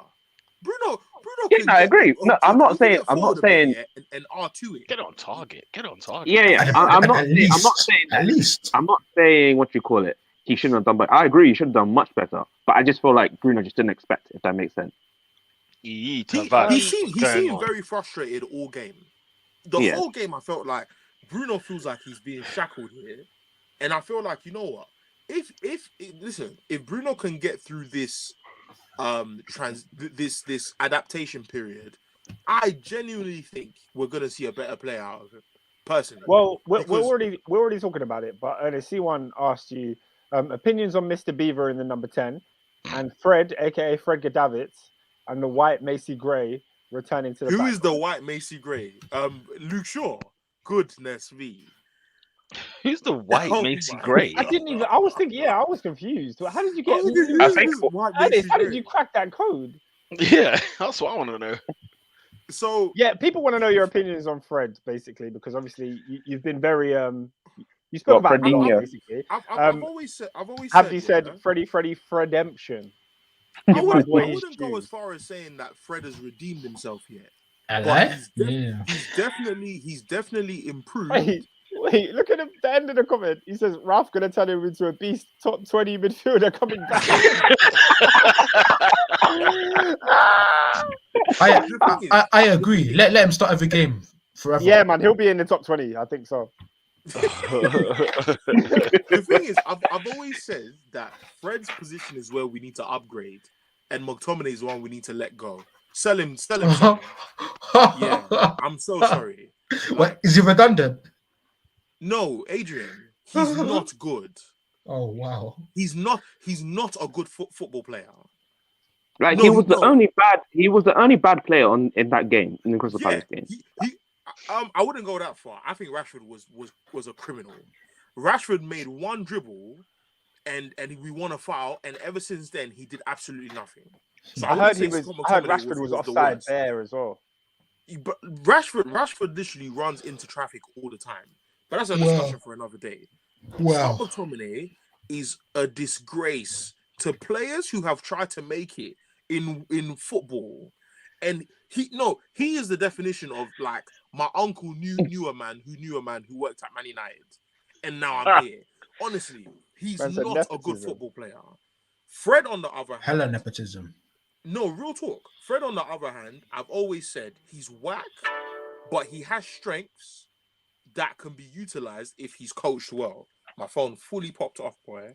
But flipping, I think that Fred is the one we need to upgrade on. Keep him in the squad. If he can improve, cool. I'll take a Fred who can be on the bench over the Fred we saw from 7-8 weeks ago. I'll take this guy all day. But there's still room for improvement. Like there's parts of the game where he tried to do like a cross-field pass and he's passing it to a yellow shirt. And I'm like, listen, this needs to improve because the next 7-8 games, I'm expecting W's. Like you lot are good enough to win these games. That's my opinion on Fred. What was that? It'll be. Luke Shaw is going to have to go on. He said he was actually talking about Maguire. Maguire is the white Macy Gray. Yeah. I want him out. I want him gone. All right, I keep asking, like, when is Varane back? Like, can we have Varane back, please? We need him back. Robin, in your opinion, Varane comes back and plays next to who? Lindelof. At the moment, it's Lindelof. Because I don't know if Bailey's going to get a shot under Ralph. Wait and see, but Bailey's about to go to AFCON, so we're not going to see him anyway. So if you're picking a team, you're Lindelof over Maguire, yeah? At the moment, yeah, it'll be Lindelof and Varane. Every day of the week. Okay. Yeah, because I don't think if we don't see Bailey, we might see him tomorrow or Wednesday in the Champions League because it's a dead rubber game. We've qualified. But I don't see him coming back until February if Ralph is not into this guy. We've only had one game on him, so I don't know what he's going to do. We've just seen a formation change and some sort of organization. But it's going to take time. Right. Abdi says Maguire did well versus Arsenal though. So when he pulled Tomiyasu's shirt and it should have been a penalty. Oh did he yeah, do no, well it should have there? been a penalty. He Get gets him away with a out, lot of that, Just man. over a lot. Get them mutes out, bruv. I'm so sorry. He was actually better against Palace. Palace was the one I thought Abdi was gonna say. Arsenal, nah, I'm good. I'm alright, Nah. man. I'm alright. Because in that game, you the can't defending you was just can't comical. keep getting away with the fact that you don't anticipate well. And he did it much better against Palace. But nah, get him out, man. 85 million, we robbed ourselves. Real talk, bruv. Get him out, man. Honestly, man. Yeah, I've had enough of this youth. You got to ask as well. Where was he for the Odegaard goal? You know, so where was the? Another thing that I want to. I'll probably say that on our midfield. Like neither Fred nor McTominay watched him. They just and Odegaard's he's not flipping Usain Bolt, bruv. He's not fast, bruv. Get next to him. He's not fast, but he does find space well. It's what it looks like. That's what it looks like. He's a technical player, isn't he? He's got the technique. Well, on a David Silva thing, he just picks up grass. No, actually, he just picks up grass and then. I told you, bro. I think he's like Özil and Kai Havertz. Very languid, you know, technical baller type guy. But nah. I'll never forget seeing David Silva live, man. It's just astonishing. I saw it in real life, and I said, he's a joke. He's an absolute joke." But Oscar, shouldn't we like the video, my friend? Shouldn't we get the likes up on this video? Make sure you hit the like button if you're right now watching this, and even if you're watching it in the replay, sub to the channel. It looks like Peter's not going to apologize, you know. Yeah, man. It's annoying. Over my dead body. My friends, over my dead body. Can I ask a question? If a player turns down a contract, and his contract ends at the end of the season, why has he come on 2 games in a row ahead of, let's say, Nicola Pepe or Aubameyang in this case? I think because despite giving Stone Cold Steve Austin fingers to the crowd.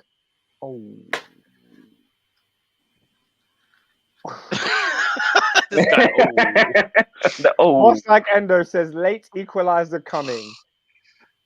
I mean, it's still 78. It's still 78 3 points for anyone who can guess who's just put the ball in the back of the net. At the God. Good. It should be 3-1. It should be 3-1. Is it third time's the charm? Which has a hat-trick of offsides? this time I can confirm it's 100% not offside. I'm not gonna lie, it's Donkey It should Kong. be 3-1. It's no. Donkey Kong in defense. It's such guys, business. I'm annoyed because Peter should be apologizing. It should be 3-1. Everton have been by should be apologizing. By the way, SW6, guys. That's elite mentality, you know. Who was at fault? Let me ask you a question. Who was at fault for this one? Let's see if you know your ball. Yeah. Who was at fault for this one? Where did the calamity begin? Seen the goal. Let's see. You spot it. You spot Let me it. say 1 minute, bruv. I'm way behind, bruv. I'm on 78, 30, 40 times. You got to refresh, cuz. You got to refresh. Let me tell you what happened. Yeah, Damari Gray has an absolute incredible shot on the edge of the box. He curls it in, and it hits the bar. Ramsdale almost had one of his photo finish Twitter saves. Yeah, but he just missed it. Nah, come on, man. He just missed it. Hits the bar. It comes back into Richarlison. How Richarlison is winning headers is crazy to me. No. He's a tall. He's a massive bloke. Yeah, he's tall. He scores quite a few headers. Oh, he's not a massive bloke. He's like 5'11". He's like 5'11". He's tall. He's tall. You said he's a massive bloke. He is massive. He is big. Look at him. For his age, look at him. Yeah, he's Peter. You know, taking the mick. He's as I said, carbon copy of Man United game. Pissing about the ball at the back. Who started it though? Who started it? Who gave? For me, it was Nuno. No. Don't you dare put Tavares in that. What? Did you see the ball Partey gave him? It was a hospital pass. I just want to highlight Lola's comment when Nuno Tavares came. Yeah, on. Lola has been on my life. That crackhead moves mad. That was Nuno, man. It was Partey. Go look at the pass. Look at the pass Nuno's I given. don't care. It's Look at the both pass of them, Nuno's bruv. given. I Nuno's don't given a hospital ball. Then obviously Nuno's, I think it's his header that gives the ball away. The pass from Partey is hospital. When I tell you it's a hospital pass, it's awful. And it's moments like that which put people like Nuno in the mud. And we're criticizing Nuno. Go look at Partey's pass. What is going on here, blood? Yo. Hey, blood. Hey, yo. Lord have mercy. I'm complete, bro. Hey. I'm not even Yeah. saying- Go, let's go to Lola's the back. She said Nuno is a useless guy. Arsenal was playing for a penalty. Odegaard had a shot that was blocked by I think it was Mason Holgate or Ben Godfrey. It's a handball, John. It's a handball, ref. It's stone. It's Stonehenge. It's Stonehenge. You think so? It's a Stonehenge. I'm claiming it. I'm just claiming it. I'm leaving with Sutton. Yeah, I hear that. Like I said, AD, where did this Everton hate come from? I need to understand. Like, where does it come from? No, I don't. It's not necessarily a hate. I hate Man United. I don't. Like, I dislike Everton. Partey, huh? Partey. I dislike Everton. I don't want good for them. I want them to finish 17th in the league each season, just so we can beat them twice a year. That's what I want for them. hate.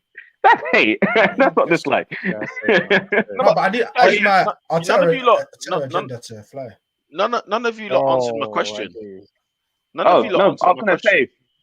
I was gonna ask you. Did you think Thomas Partey was the worst midfielder on the pitch on Thursday between Scott McTominay, Fred, and Mohamed El Neni?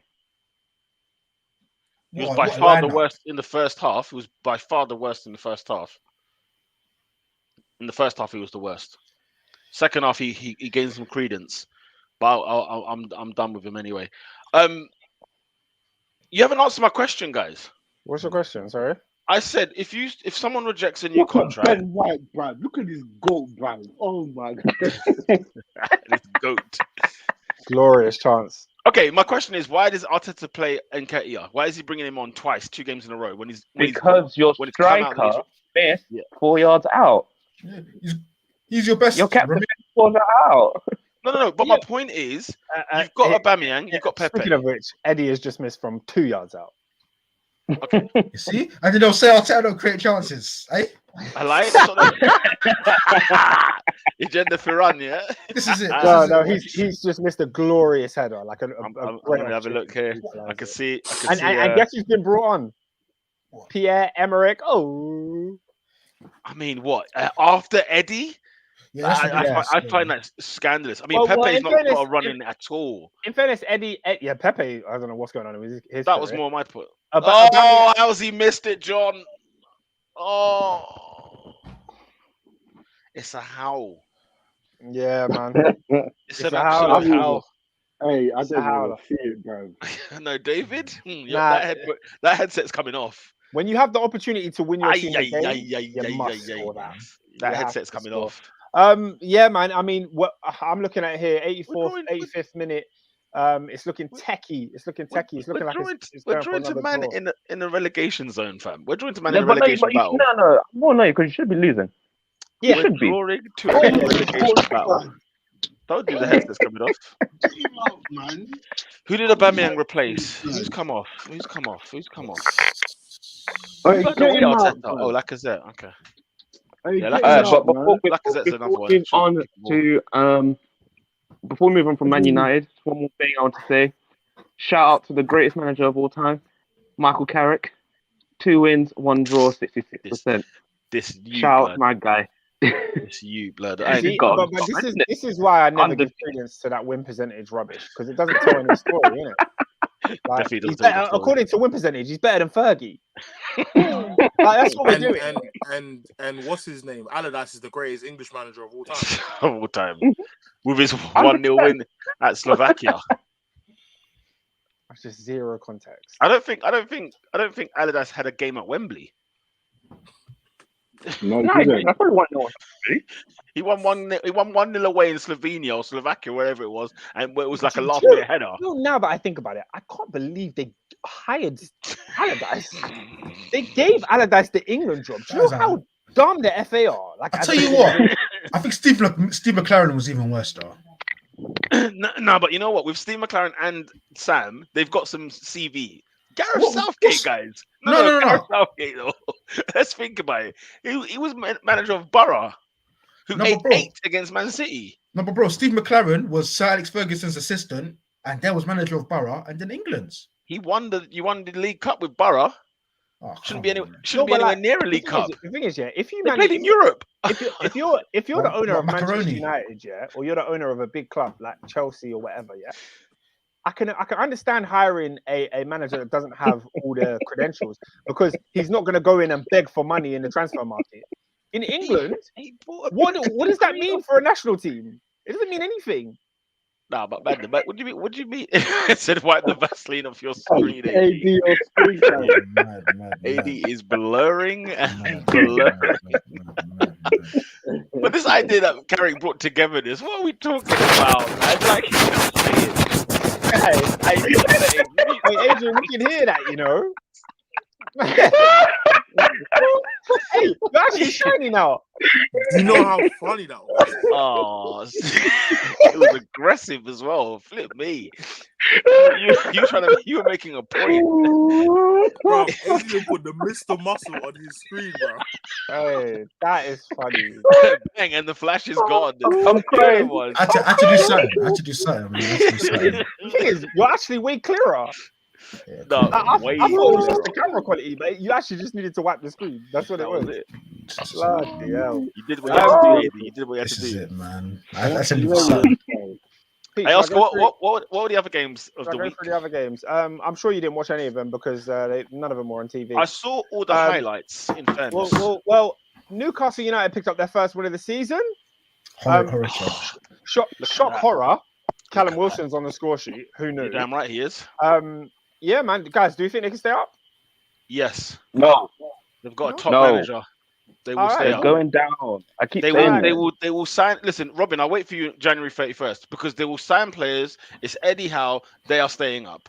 Lola, we'll get there. Lola's trying to draw We'll out get there, Hurricane. Lola. 'cause I'm bearing in annoyed. mind, two wins changes the landscape. I'm annoyed, Lola. Yeah, I'm very annoyed. What is it? 6, 7 points that separates the bottom 3? Come on now. Yes. It's crazy. Southampton won, Brighton won. Neil Mopai again at the death. At the death. The At the death. death. It is, by the way, the goal though. I mean, the defending at Southampton. I don't know who's the worst at defending between Southampton or Everton, but they are winning that prize year in, year out. Their defending is horrific. Can we go to Goodison, please? No, bruv. Okay. What's going on, bruv? Wait, go to Goodison. What happened? Again, it should be 4. It should be 4-1. It should be 4-1, but It should be 4 down. I missed it. You know, I was looking at my phone. What actually happened? no goal. There was a Is no this goal. Is this some sort of record? I told you, Usmanov is Nah, putting Robin, the what money happened? on the table. I think they put the ball back in net, but I think it's classed as offside. So it's Who still put the 4. ball in the net? I didn't see because I got this thing on the small, but I just saw it go back in. Oh, fair enough. Yeah. Anyhow, Okay. for Charlton again, blood. Yeah, I The missed it. bane I of our missed it. life. Last thing on Southampton, Brighton. Armando Broja, 5 starts, 5 goals for Southampton. I mean, what a player. It's Decore. We've already Finish as spoke well. about. We already spoke about City. City won 3-1. Obviously, Bernardo Silva scoring an absolutely incredible goal. Leeds 2, Brentford 2. Patrick Bamford back in the goals. Oh yeah, Finally. Yeah, man. Finally. I mean, yeah, he wasn't playing, so it was his first game back, and he scored. Man like PB9 PB9. back at it again. Paddy Yes, B. Patrick. Yeah. Yo. Morpie is a shameless man. He started pushing. The celebration. He loves it, man. He loves it. Bro, He's for it. you see, I didn't like when Mason Mount did it to the West Ham lot because I was like, "What are you doing that for? You're a nice guy. You're not that guy. You're not an evil guy. You're a nice dude. Okay, let's not go over to the West Ham crowd. They'll knock you out. This you from Pommel, they'll knock you right out. Meanwhile, Morpie, it just seemed like he just felt like he's from the slums, brother. He will give it to anyone. He will fight 100 man. He'll get beat. He'll get beat. We'll get her. But he is somebody who'll be like, what? Come outside then to like 100 man. He's the Like, best. He's the best heel. He's the best heel in the game, right? No, but he's Larry. He'll say he the come best heel, outside. yeah? And then he'll hide behind Yeah, the he's the wall. best. He's the best heel in the Premier League. No one's healing off more than him. Oh, No, Odegaard Robertson, nearly Robertson. snatched it. Odegaard nearly snatched it at the end there, John. Golazo! Oscar, by that, Guys, it sounds like... Absolute golazo. Damari has won it, Oh, the apology is on, my friend. The apology is on. It is on. Golazo! I told you, get this guy out. I haven't seen the goal. I told you, get this guy out. No, guys, look at your screens. Let Look me at see your the screens. goal. I'm gonna Watch see the the goal. goal. Watch the goal. Andre Gomez my in and goodness. outside of Benjamin White, and it's I Demare told on the you. left hand side. He's cut inside on Tomiyasu. He bends round, but oh, it's a screamer! It's an absolute peach. It's an absolute peach. Hey, what minute It's was an it? I'm still absolute waiting. It's peach. 92. 92 Hey, my stream minutes. is behind. Of the 6. I'm behind, blood. Where you at? No, I want I'm your on reactions in 91. real time. I want to see you watch it, guys. I want to see you watch it. I'm 90 of 33 seconds. Nah, that Okay, is it's you are coming. It's coming. far. It's coming. It's Yeah, coming. you're a while behind. I've Guys, seen People are asking for the apology. There's 4 minutes left Hold on my on, let clock. me see it, bro. We will So get hold that apology. We'll get to We will that. get We'll that get to apology. it. You scored. Alright, I'm preparing the tweet. I'm preparing the tweet. Slow The cut, drop. bro. Oh. Hey, back for it, blood. What? You Hey, now? David, they hit a post. There was nothing he was doing. Well, die for it, blood. Oh, Man's it's a been fantastic been goal. running this agenda, bro. About It's a Get fantastic him goal. out, man. Who's boss like calling Wasio? Is he mad? Bro, that is That's a that's Peter. finish. Peter's Hey, down, no. but it's not Hey, down. listen. Ramsdale got buried, bro. I'm sorry. That is a Hey, finish. Hey, he got buried. It's a Look friggin' at Bill, finish. bro. Hey, Bill, relax, man. Hey, Bill, Kenright, relax, bro. Hey, Ah, I told you, bro. get out. We should, bro, get Arteta out of this club, bro. losing to told this you, Peter. shower of manure. Oh I my told you, god. Peter, you refuse to listen. You refuse to listen, bro. I told you. Don't let This is- Arsenal guys always let you down. No, guys. I've said this, bro. Arsenal fan TV, hold it. Everyone who went to Liverpool, hold it, bro. I told you, get this guy out, bro. Bro, we've been to Liverpool twice in the space of like 2 weeks, getting our butts handed to. Oh. What is Man, going on? saying, Peter, apologize now. Ellis, But we're waiting for that Ellis, final I need whistle. to see No, this. wait, Final one time. whistle. We have to wait for the Ellis, final Waiting for that whistle. final whistle. C1 Ellis, says, I Peter, need you hold to that. see this, fam. Lola saying Benjamin translucent. Just leave. No, this is justice, by the way, because it should be 3-1 at the very least. No, but you know what? I'm glad it happened this way because, and here's the reason. C1 London says Gray deserves that. He's been Everton's best player this season. He's been absolutely Facts. outstanding. He's been the Facts. best pound for pound. He's been the best value for money signing, I think, in the Premier League so far this year. Because He's it costs been nothing. the only real bright spark in an otherwise horrible season for Everton so far. Aye. Right? Listen. Twitter Agenda says Damari Gray Paula Everton got him for £2 million. It's Insane. like 1.5, wasn't it? Something I thought it was like 1.5. Yeah. It's like it was ridiculous. What was he doing at Leverkusen? Was my question. But my Why is this has felt like Raw? I can't. Robin, I knew It had from when you said in the group chat, you said Peter has to apologize. I said this is Monday Night Raw. I feel it. It's Monday Night Raw. I feel it. And the thing is, the referee and VAR have done everything for me to avoid. Yeah. Avoid. They've done They all heal their the power. tactic. Oh my goodness me. heal. Oh my goodness me. Oh, Iwobi had a chance to end it. Oh Iwobi. god. Could you imagine? Come Now, on. Lola was saying Oh. Benjamin translucent. If you see what Ben White just did, Richarlison gave him the business. Oh, I'm telling you, bro. I told Peter, I told you. Why are people giving us the business? I Why? told you. Why? See, we Look at started Everton. on Thursday, yeah? Look at Everton's defense. I mean, look at the players they've got on show. What? Honestly, have you seen this midfield? Lola says, Mikel Arteta, you started time wasting from the second half. They deserve it. Tell him Was again, that Lola, another tell one them. where we took the lead? By and the just way, held it? Everton look more likely to score a third than Arsenal do to equalise. Facts. Oh man. I told you. That Again, bounce. you're back. Adrian, you're back in the wrong thing, but this is I'll Arsenal. tell you what, Benjamin White is sent to the dentist with this one. Oh my god, he won't be. We got that at Arsenal. Don't worry about that. Apparently, We got Benjamin that. Colgate is not levels. Slabhead's little bro. I told you, man, bro. Wow, the You said Evertonian it- fans are just switching at Iwobi Oh, as well. sure, yeah. When he said Benjamin Colgate, I thought he was talking about Mason Holgate, but he's not. He's talking about Ben man. White. Yeah, I thought he was talking C1 about London White. says Ben White got done by the grey shimmy. You knew it was over, fam. Nah, Ben White got finished by Richarlison just now. As well. Yeah. Shocking, absolutely shocking. Arsenal's last Hey chance guys, galore now. Benjamin We're into Translucent the is still 97th minute. finishing. Oh my goodness, Mason Aubameyang! He missed. He missed. Of course he did. Yo, guys, bro. when you see this Of chance, course he did. Of it's course he full did. time. Everton have won, and Aubameyang missed the sitter, guys. Wait till you see it. Oscar, Of course- not again. of course Oscar, he not did. again. Of course The he last did. kick of the game was an Joker, Aubameyang man. miss. Hold Are on, you hold on. serious? Let me see this. Hold guy. on. I need to tweet. Okay. Man is saying Ober is done. Let me see this, bro. I'm right behind this thing, bro. I'm on 96 minutes, bro. Let me see this Yeah, howler, bro. I've literally just seen Iwobi's miss. Yeah. Oh, my I'm goodness. a few That minutes. misses a howler. That misses a howler. Howler. Let's see, Tavares. I mean, you're What is looking it, at the to Eddie? comments, man. Boss Like Endo says Ober is done. SW60 says Oh, it's a good dummy Ober. for Martinelli. Hi.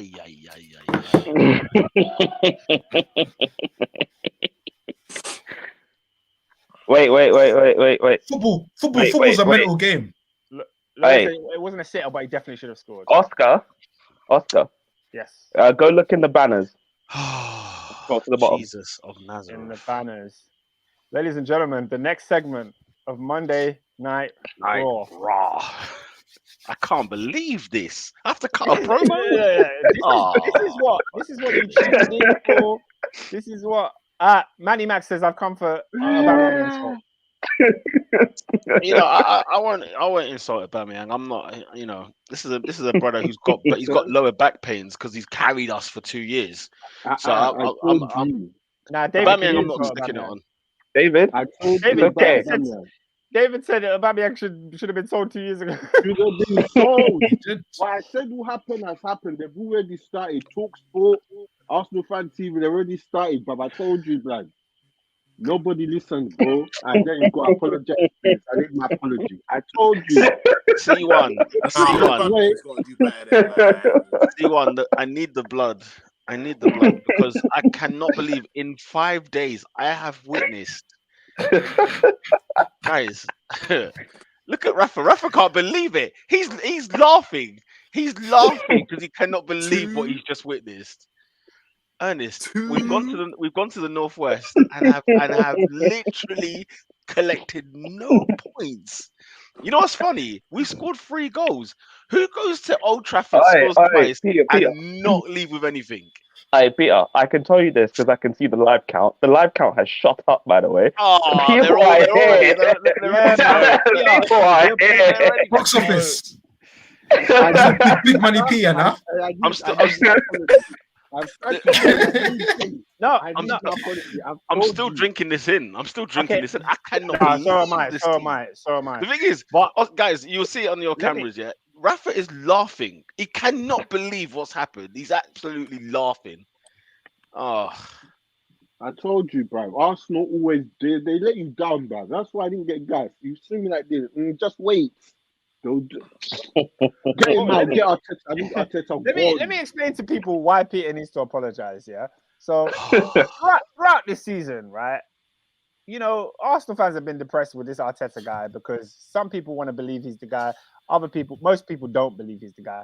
And I think David has been in this boat where he's not going to get gassed by any performance. Anything that comes his way, the Tottenham win, I don't even know what else could gas you. What else was good? Now this is 10-game unbeaten run they were talking 10-game about. unbeaten run. Villa. You know, I'd say Villa, Leicester away. Yeah, You know what I'm saying? you had a string of games, yeah. You know, We in were those joint games, 4th with West Ham. in December, like, coming into December, we were joint. I think in November, that phrase is even funny. But David was very much feet on the ground, and he told Peter on multiple occasions, "Why would I get gassed by anything I'm seeing right now, when we know where this is going to end?" Peter was giving it, "Nah, man, it's Tottenham. We beat Tottenham. I gotta be happy." Even Lola was in the comments saying, "Look, this guy is not it. There's nothing. There's nothing here to drive us." And it's crazy because Peter, you're normally, I remember with Unai Emery, you were quite quick on the pulse to say, "Nah." But with Arteta, this season, I feel like you've come in with a renewed mind, right? Is that fair to say? No, I don't think that's fair. I think you give it to us. Yeah, no, I wouldn't say it was a renewed mind. I think you guys would know on the channel that I've been like, I'm being served this, and so I either support the team or I don't. Do you know what I'm saying? Obviously, I still don't think he's the man. That's not changed. You know what I mean? I've not come in there to say give him a chance. I haven't done any of that. It's just when you do get those victories, like against Spurs, like away at Leicester, like at home to Villa, teams we didn't beat often enough last season or the seasons before. You got to take them as they come, because it's going to be a horrific year. So when the wins come, let's jump and praise. But holy smokes, man! Everton and Man United in 1 week. It's the dross of the teams we're talking about. Like, United did not play well on Thursday. I mean, neither did we, of course. But United were not great. They were there to be eaten alive. And you score 2 goals at Old Trafford. You leave with no points. Name another club that's done that. Name another club in football that has gone to Old Trafford, scored twice, and left with 0 points. And then this shower. I cannot stress to you guys enough. Everton Football Club, top to bottom, is a mess. It's an absolute shambles. And I said, there's no chance in hell. Cue Vince McMahon. There is no chance in hell. Arsenal lose both to Man United and Everton in the same week. Guys, before my very eyes. Now, David, I'm going to pull you up in a second, because there's no way you thought we were going to lose both games. I'm not even going to let you believe that. I'm not even going to let anyone believe that. Peter, have I not been correct in all my predictions? I told you November 20th we're going to get slapped. We got slapped. Yeah. And your guess, what else? What other result was there? I said, nah, bro. You already know me. I told you, cuz. Arsenal let you. Yeah, but my whole point has always been, no, even during the run, my whole point has said, just wait, bro. They'll let you down, and they've done as there you go. Grey of Hope that they've put as a title thing on Sky. They're bugging it off. No, Peter, it's time. What's that? Endo says Peter was riding for Arteta the other day. Oh, what's riding for Arteta? Okay, guys, explain to me. What's riding for Arteta? Do you know what I'm saying? Am I riding for him? You guys know my thoughts. You guys know my thoughts. I said them loud and clear last year. They were very, very potent last year. Do you know what I'm saying? That hasn't changed, but it's like, what, do I carry on in that vein? Or do I just take, when we get 3 points, do I celebrate 3 points? No, David was not even celebrating 3 points. Yeah. What is this? I told you this. I said I saw this coming. I saw this coming, bruv. This shower of crap, bruv. When the team you're meant to go and beat, look at this dead Man United team, bruv. We failed to beat them, bruv. Yeah. And Michael Carrick took the piss, bruv. Man said, I'm going, bruv. Beat Arsenal and bye-bye. No, within 30 minutes. Man didn't even go home. Didn't go back to the ball, nothing. Man did it within the ground. Nah. Move, man. Now you've got to look at Everton. No, guys. On this podcast, we were having debates a couple of weeks ago. Is it Arteta or is it the players? What? Get this fraud out of one of the biggest clubs in English football. How on earth has he got this job? It's disgraceful. Oscar's ranting. No, it's disgraceful. It's disgraceful. I mean, I'm at work, I make a decent salary, I've got imposter syndrome sometimes because I feel like, Rush, am I good enough to be here? What the heck is Arteta thinking right now? The guy is unqualified, unskilled. He's shown us nothing in the 2 years he's been, 3 years he's been here. That lets us know that a long-term plan is coming and he's going to build average players into good players. I don't see that from him. Guys, 2 years, 2 Chelsea, years, 2 years, 2 years. Chelsea, Gosh. Chelsea got rid of Lampard. United have got rid of Oli. Please, Arsenal, save us the thing, bruv. It's time. It's It's time. time. It's done. It's time. done. C1 says Arteta is disgraceful, fam. The fact he manages Arsenal is beyond blasphemous. It's disgraceful. Arsenal are the third biggest club in England. They're managed by Peter, your favorite word, a novice. A novice. Lola says, back to the earlier chat about Arteta saying it's not him who chooses to defend 1-0 leads. It's happened again. I think, no, in this one, it looked like it was all Everton. Everton wasn't. No, as in today, wasn't it all Everton? We're 10 times better than you today. That's what I'm saying. It was all Everton. I'm saying, like, you know, we were lucky to get the goal, weren't we? Really, if you're an Everton fan, you'd say, "Rah, how did Arsenal even score?" You know what I'm saying? Everton were the better side, and you know what's funny? They weren't that good. that's the worst thing. It was Everton. They literally served an Everton dish. That's what we got. You see, boss like Endo, yeah. You see you, yeah. I wish Roy Hodgson comes back into your club and he can consultancy. All them trash, bro. But at least you can see what they're trying to do. You can see what they're trying to do. I can't. Lola says, Peter, they were wasting time the first half started. I mean, I guess the second half started. I had an eye on the game. I wasn't full pelt in it, but man, it just every time the ball. Do you remember I was saying earlier on the pod? I was like, yo, we can't get out of our own half. Like our number 9 is in our half. You know, it just felt like Everton were just there, man. I need this apology. Yeah, I think it's time to take away. Hang on a minute, what? He still hasn't apologized yet? He still hasn't apologized. I need to apologize right now to the nation. To the nations of the top 4 podcast world. I am here apologizing, ladies and gentlemen. What is this? I am apologizing to every single member of the top 4 podcast. I want to apologize to David. I want to apologize to every single nation under God who is watching this podcast right now. And I want to apologize to the brand, to the top 4 podcast brand, and all the people that are working in the background, the people that put in the work that get us these episodes every single week. I want to apologize to each and every the tea lady, the receptionist, all of you. I want to apologize to every single one, the playing staff, all the talent on this panel right here. Adrian, Oscar, Robin. Don't apologize to me. I'm just as bad as you, mate. Oh, guys, I hereby apologize for allowing. What am I apologizing for? I am apologizing for the fact that my team went to Old Trafford, got no points. Went to this Goodison side, this Manchester United side, in the space of 4 or 5 days, and I've got 0 points. 0 points. It is just not acceptable. It is a disgrace, and I'm gutted, guys. I'm absolutely gutted. I have no sympathy for these away fans that keep going to this team, guys. I do, bro, because you back your team, you support your team, regardless who the manager is or who's running the club or whatever else.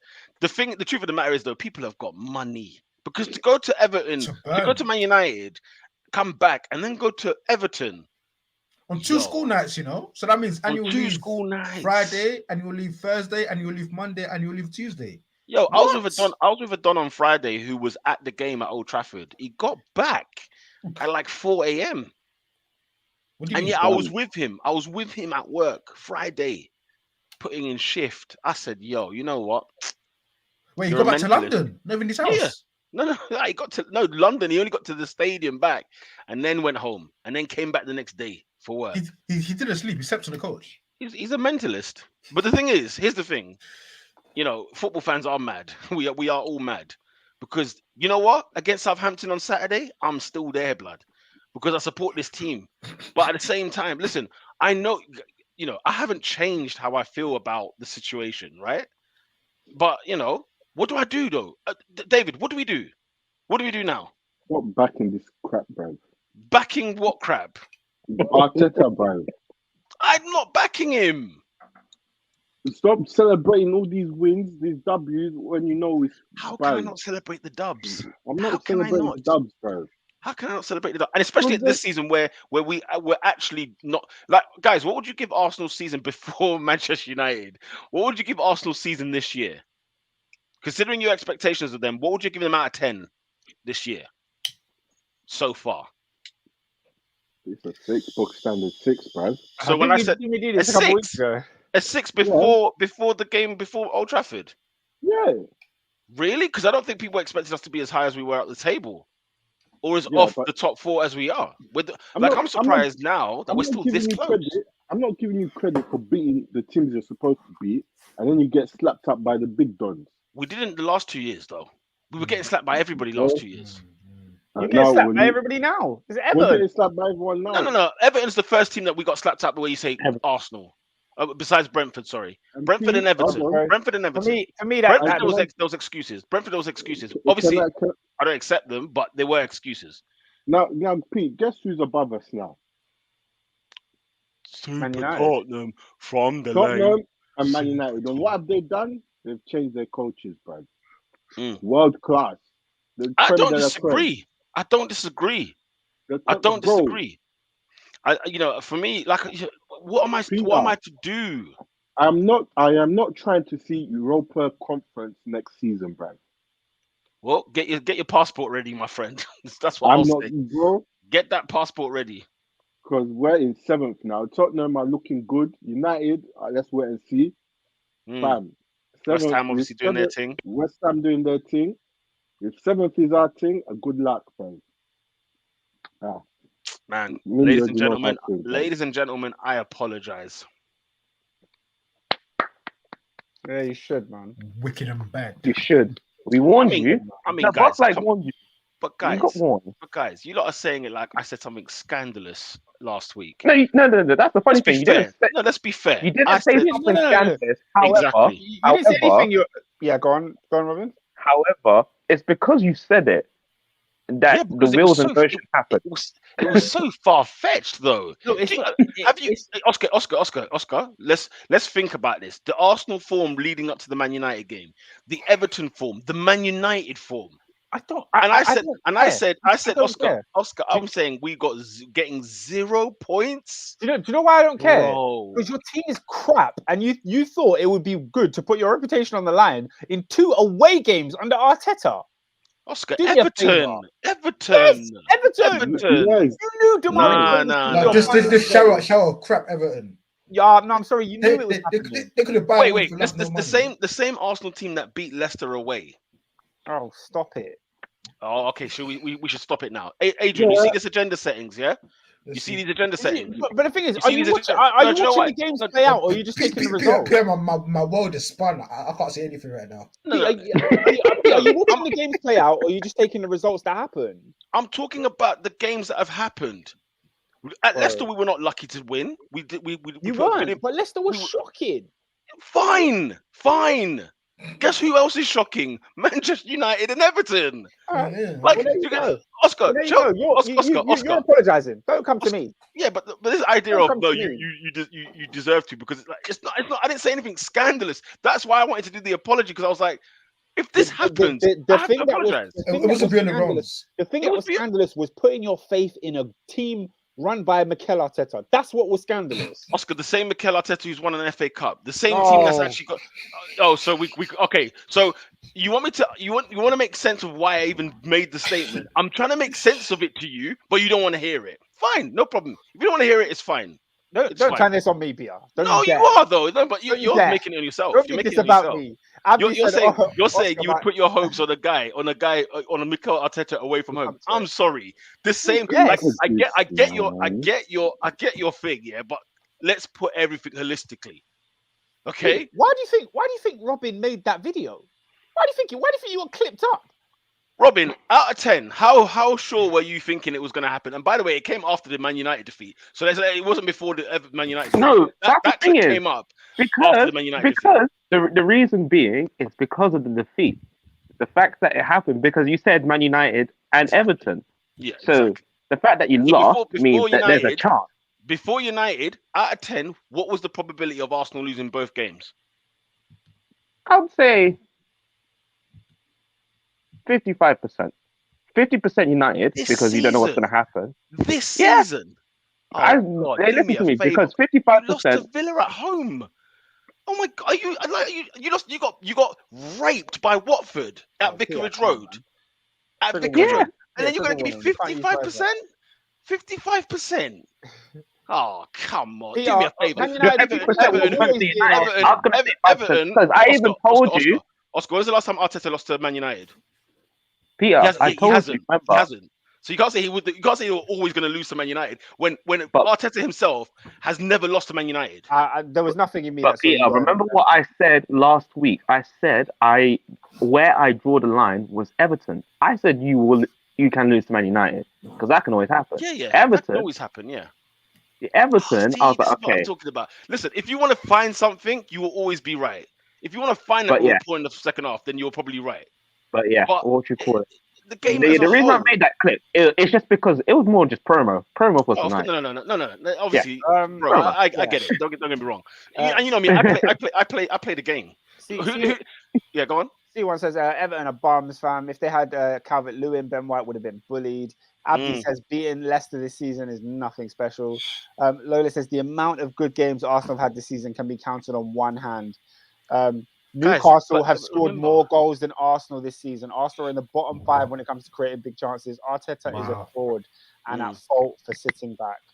But also remember the opposition we were playing against. We could talk about how good or great or bad Arsenal are. We were going to Everton and Manchester United. Like, my focus was more so on the teams we're playing against, and the fact that we have got, like, at the end of the day, we were fifth. We were fifth in the league before that United game. So I was talking from a position of strength, not in a position of like, what Arsenal's going to turn up. What not. We've been more resilient than we've ever been in the last 3 or 4 years. For us to be fifth in December, go back and look at your history and see when was the last time Arsenal were fifth in December. Like, we've got to rub our eyes a little bit. Let's look at what we saw this season. But that's why I would apologize, because guess what? To me, 2 defeats to this Everton side and to this Man United side was absurd. But it's happened, and I've apologized. Yeah, man. Just taking it in again. That Damari Gray goal was sensational. How come they're slow-moing it? Is there something that they're... Have they spotted something? Just the whip on the ball. I think earlier he had a shot that hit the bar for the first goal, the equaliser. He hits the bar. And I think he had a little practice shot with that one, and he said, "Next time I get in that position, I'm taking another shot. This time it goes into the back of the net." Xhaka should just fouled him, take a red card, bro. No, because we'll be cussing Xhaka all night. But at least we don't lose the game. You'd be cussing Xhaka all night. Yeah, but we don't lose the game. All right, boys. So Footy Agenda says segue. He wants to segue into the goal of the week. We're not quite at the award section yet. We still haven't finished. Spurs 3, Norwich 0. Lola, she's right. Harry Kane didn't score, but under Conte, Spurs are doing all right in the Premier League at least. Yeah, but it's Norwich. Man, it's sad when you say that, bro. Like this Tottenham side, innit, this year. I mean, they were getting beat by anything and everything that moved. And with a pulse.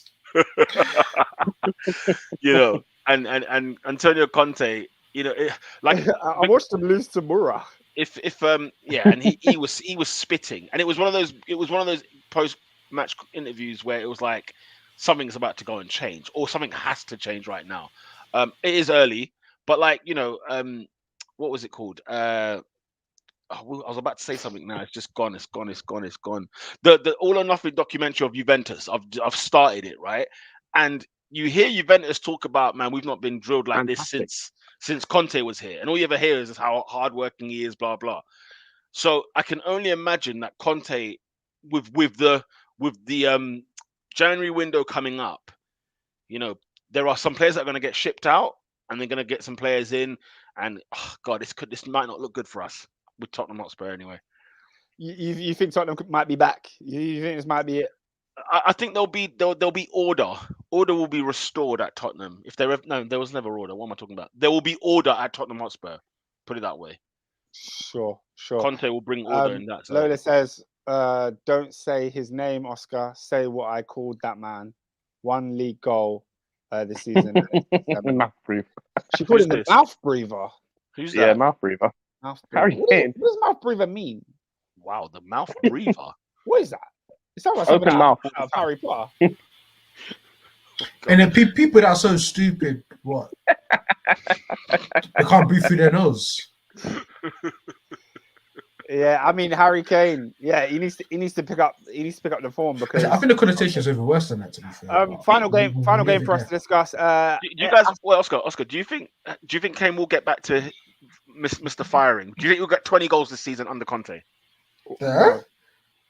No, I'm serious. I'm What? genuinely asking a serious What? question. In all comps, certainly not in the league. No, in the league. Do you think he can get 20 goals this season under Oh Conte? no, definitely At not this in the league. stage, Okay. At this stage, Oh, well, I'll say, I don't just keep an eye on him. That's what I'll say. He's, like, I think he's he'll. smelling. I think he'll come back. I'm not writing off Kane, but he's not scoring 19 from now. I'm not gonna rule it out. I Fair enough. hate you, Peter. I hate I'm you. not gonna rule it out. Aston Villa 2, Leicester City 1. Steven Go on, Gerrard. Gerrard. Go on, Three on a Stevie. bounce. Stevie G, mind you though, that game, Oscar. Where do we begin? Where do we begin? It was an eventful game, wasn't it? It was eventful, but number one, the goalkeeping rule that where if you've got one hand on the ball, means it's like means it's what is going on there? Hogwash. But then again, is it dangerous trying to kick a ball out of a man's hand? Because it looked dangerous. The ball was there to be won. Yeah, but it looked dangerous though. You Well, imagine it's someone always kicks your hand. Someone kicks your hand. Like you could have a serious injury. And you're a goalkeeper. No, I'm serious. Like you're a goalkeeper. Like I genuinely think they should make the rule just if you've got your hand on the ball, then it's the goalkeeper's possession. Because then you won't get players trying to kick man's hand. Obviously, attempting to get the ball. I Not kind of trying to hit the man. hear what you're It's just, saying. all it is just because it might cause a serious injury, like a One very day. bad one. And you're a goalkeeper. So if my hand is injured, whether it's broken knuckles, fingers, wrist, you know what I'm saying? You can miss the hand and get the face. Apparently, Liverpool said he'd rob Odegaard on any ends. Yeah, no. Yeah. So yeah, the 2-1. I think that goal should have stood, but it didn't, and it didn't matter because Aston Villa went on to win anyway. Leicester City. It's looking a bit. It's looking a bit at Leicester. Yo, can we sign Harvey are they Barnes? for the Europa League? Are they for the Europa League? Can't remember. No, I think they still got to play. I think they're they third won. in their group or something, no? They were, but I think they did go top. I think they won their last game and went top. But with the top three, it's like separated by a few points. But I want Harvey Barnes, man. I do want Harvey Barnes. And also the criticism on Maddison, I don't know where I heard it from. I can't remember where I heard it from. But Maddison just got slated. It was Talk Sport. Was it Talk Sport? You watch Talk Sport, don't you? I do. He got slated on there. They were saying that, like, look, he takes all praise to his head, basically. And this moment in his career, he really needs to just knuckle down and focus on his football. I think it's a bit harsh. I don't see where they've got that from. I think maybe his style, people think he's arrogant. I don't know where that's from. But I mentioned it last week on this podcast. He has fallen. There was a period of time where people compared him to Jack Grealish. Them two were the two young English starlets in the league. Since then, looking at England, Mason Mount is now ahead of him. Emil Smith-Rowe is ahead of him. Obviously, Foden has accelerated ahead of him. You're looking at this England team. Conor Gallagher is likely to get in the squad next time over him. Saying that though, recent form of Maddison has been good. Yeah, but the I don't last think that's 5, enough. I think he needs to be consistent. And I well, think, of course, yeah, definitely. No one argues that for sure. Hey, But yeah, I just felt like, man, you know what? On one hand, I was happy because it was like it kind of will kill the narrative that say white British players sort of get away with certain things that black players wouldn't get away with, right? Them digging out Maddison, I was surprised. It was a surprise. Madison's a Coventry boy, man. He's got Cov all through and through, man. The guy wears Louis Vuitton backpacks and all that. Yeah. Like, See-through. that guy. Yeah. He's What's the word? Translucent is the word, is it? Yes. Ben translucent. Okay, goal of the week. I'm sure we're all tired and ready to get onto the awards. Goal of the week, ladies and gentlemen. Oh, it's tough, man. It's not tough. I had an answer before I saw Damari Gray's last minute winner, and I'm sorry, that's goal of the week for me. See, Bernardo Silva, both goals were ridiculous because he has no right to score the first goal. when he's by the byline and he still beats the keeper. He has no right to score from there. And then is it who scored the volley? I thought Mount. What? Oh, Mount's Mount's goal. sensational. Oh, Mount's Mount's- goal was good. You know what I'm saying? Mount's goal was really good. Fred against Palace. Mopai's goal was Fred's Mopai- goal. Oh Very yeah, good. Mopai's goal. Was it? Mopa's goal. Oh my god. Yeah. Morpai's goal was midweek. The overhead kick against West Ham. Oh right, I think you're talking about Yeah. one against Southampton. I was going to say. And then what's it? Yeah, Mora's Yeah. goal against Norwich was good. Definitely was good. That was a screamer, blood. So I love screamers. Bernardo's finish against Villa was rude, as well as the good one against Palace. Jota's finish was rude. But let's go straight into the ones who Oh we yeah, think can that was win. a finish Because actually. we could talk about good goals. There was 2 game weeks, so there's going to be a lot of the good goals. My favorite goal overall is going to be Bernardo Silva That's fair. against Um, Villa. I'm going Damari Gray because that was just. Robin? Yeah, my vote's for Bernardo Silva. Shout out to Fred though. I really enjoyed this goal because I just didn't see it coming. But yeah, Bernardo Silva. AD. I really like the Mount goal. I like the crossfield ball from Ziyech, and then I thought it was an excellent finish. Yeah, I'm surprised. Mount, if I saw Mount's name there, I would have actually might have looked at it. Actually, Can't lie, Mason Mount. The technique for Mason Mount's goal was dumb. it was so Oh, dumb. It was so dumb. Yeah. To keep it down as well. That's hard. Filthy tech. David, you got a suggestion?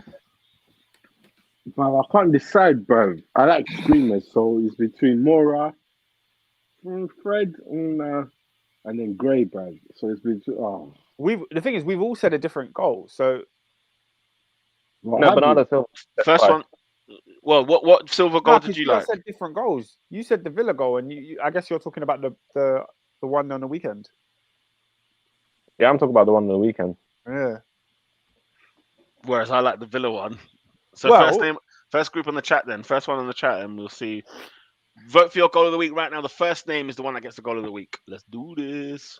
Well, C1 had already said it's Silver or Gray, but Gray especially the winner. Yeah, I think the context has to count here. Context does Like, count, yeah. 92nd minute to smash one in.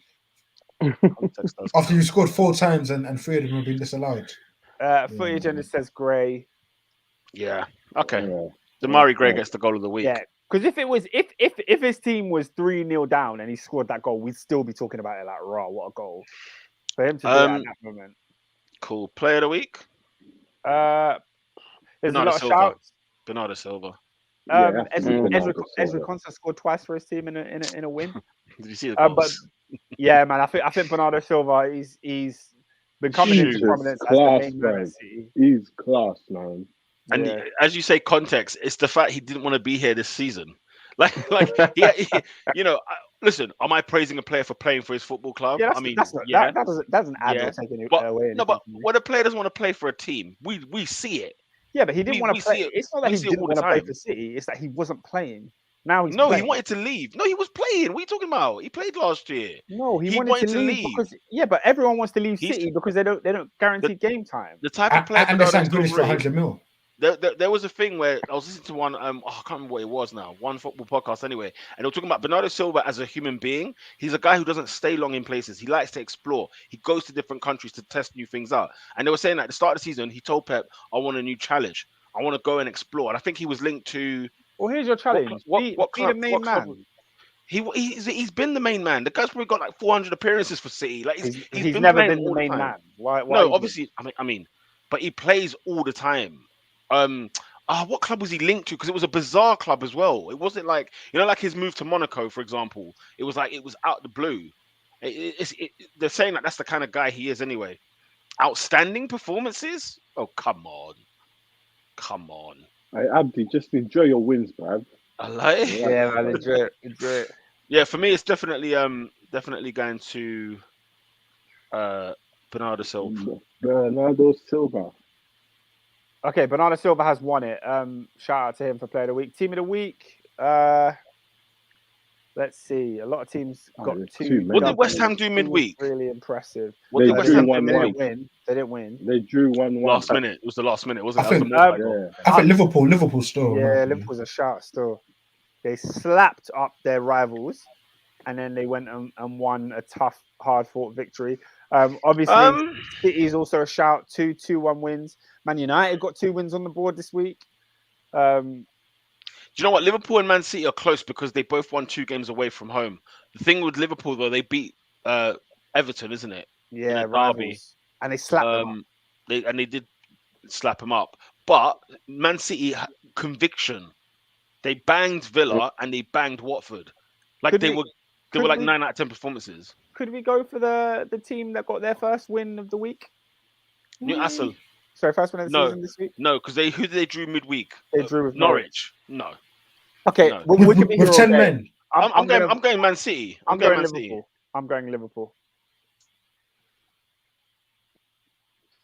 Anyone else want to go? Yeah, I'm waiting for y'all. I will go with. Yeah. How can man, bruv? I'm not going to vote for Spurs, Andy, bruv. Come on, bruv. Hey, two convincing I'll give omens. it. I'll give it to City. They Not also a bad lost week. to Mora. You're still I'll holding give- that against them. That was ages ago, isn't it? It was I'll ages give ago, it- so I deeped it. Are you giving it to City. City? Right, so City are team of the week. City are team of the week. David, who's not that guy? Ooh, who is not that guy, bruv? So let's first start off at Amazon Prime, bruv. Yeah. Wow. What do they do? Yeah. A certain pundit, yeah, was just talking, yeah, and once again, mistaken identity again, bruv. Oh yes. Talk about it. Like, fam. One's in jail, the other one has just won the Champions League, and he's been playing well for his club. I don't know why them keep confusing. It's Edouard Mendy, not Benjamin. Benjamin's in jail, cuz. All right. So, and rightly so, they got onto him, yeah. So Simon Thomas, you're not that guy, bro. Sort it out, bro. It's the fact that it's the fact that he did. No one at Amazon corrected him. No one at Amazon said, "Yo, by the way, just make sure you change the name there," because Twitter was on fire. Twitter was on fire. What's that game to talk about Everett? What I mean, why, bro. why did he say Everett's nothing? face, yeah. Everett's face was yeah, that was He brilliant. looked at Thierry like. "Fam, He what looked are at you Thierry. guys?" Hey, why does Everett always have the juice? He's got something new. There's a fresh story every single time he comes on. Hey, these stories were killing, man. Has he got a book the guy- out? He must have a book out. The Has guy he got a book spoke out? about Zaha and Moyes' daughter. He spoke about the time Thierry Henry came for dinner, and he turned off the TV because Xhaka was captain. No, for real. What is going on? What was the one that he had this week? He had a fresh one this week. Van Persie when he came Van to Persie. Arsenal. Wait, what did he say? First of all, welcome to a big club. Now you know, or a men's club. I think it was something like that. Yeah, Now you're playing that with men. because He he always just was referred to going for Arsenal it, as man. little boys, innit?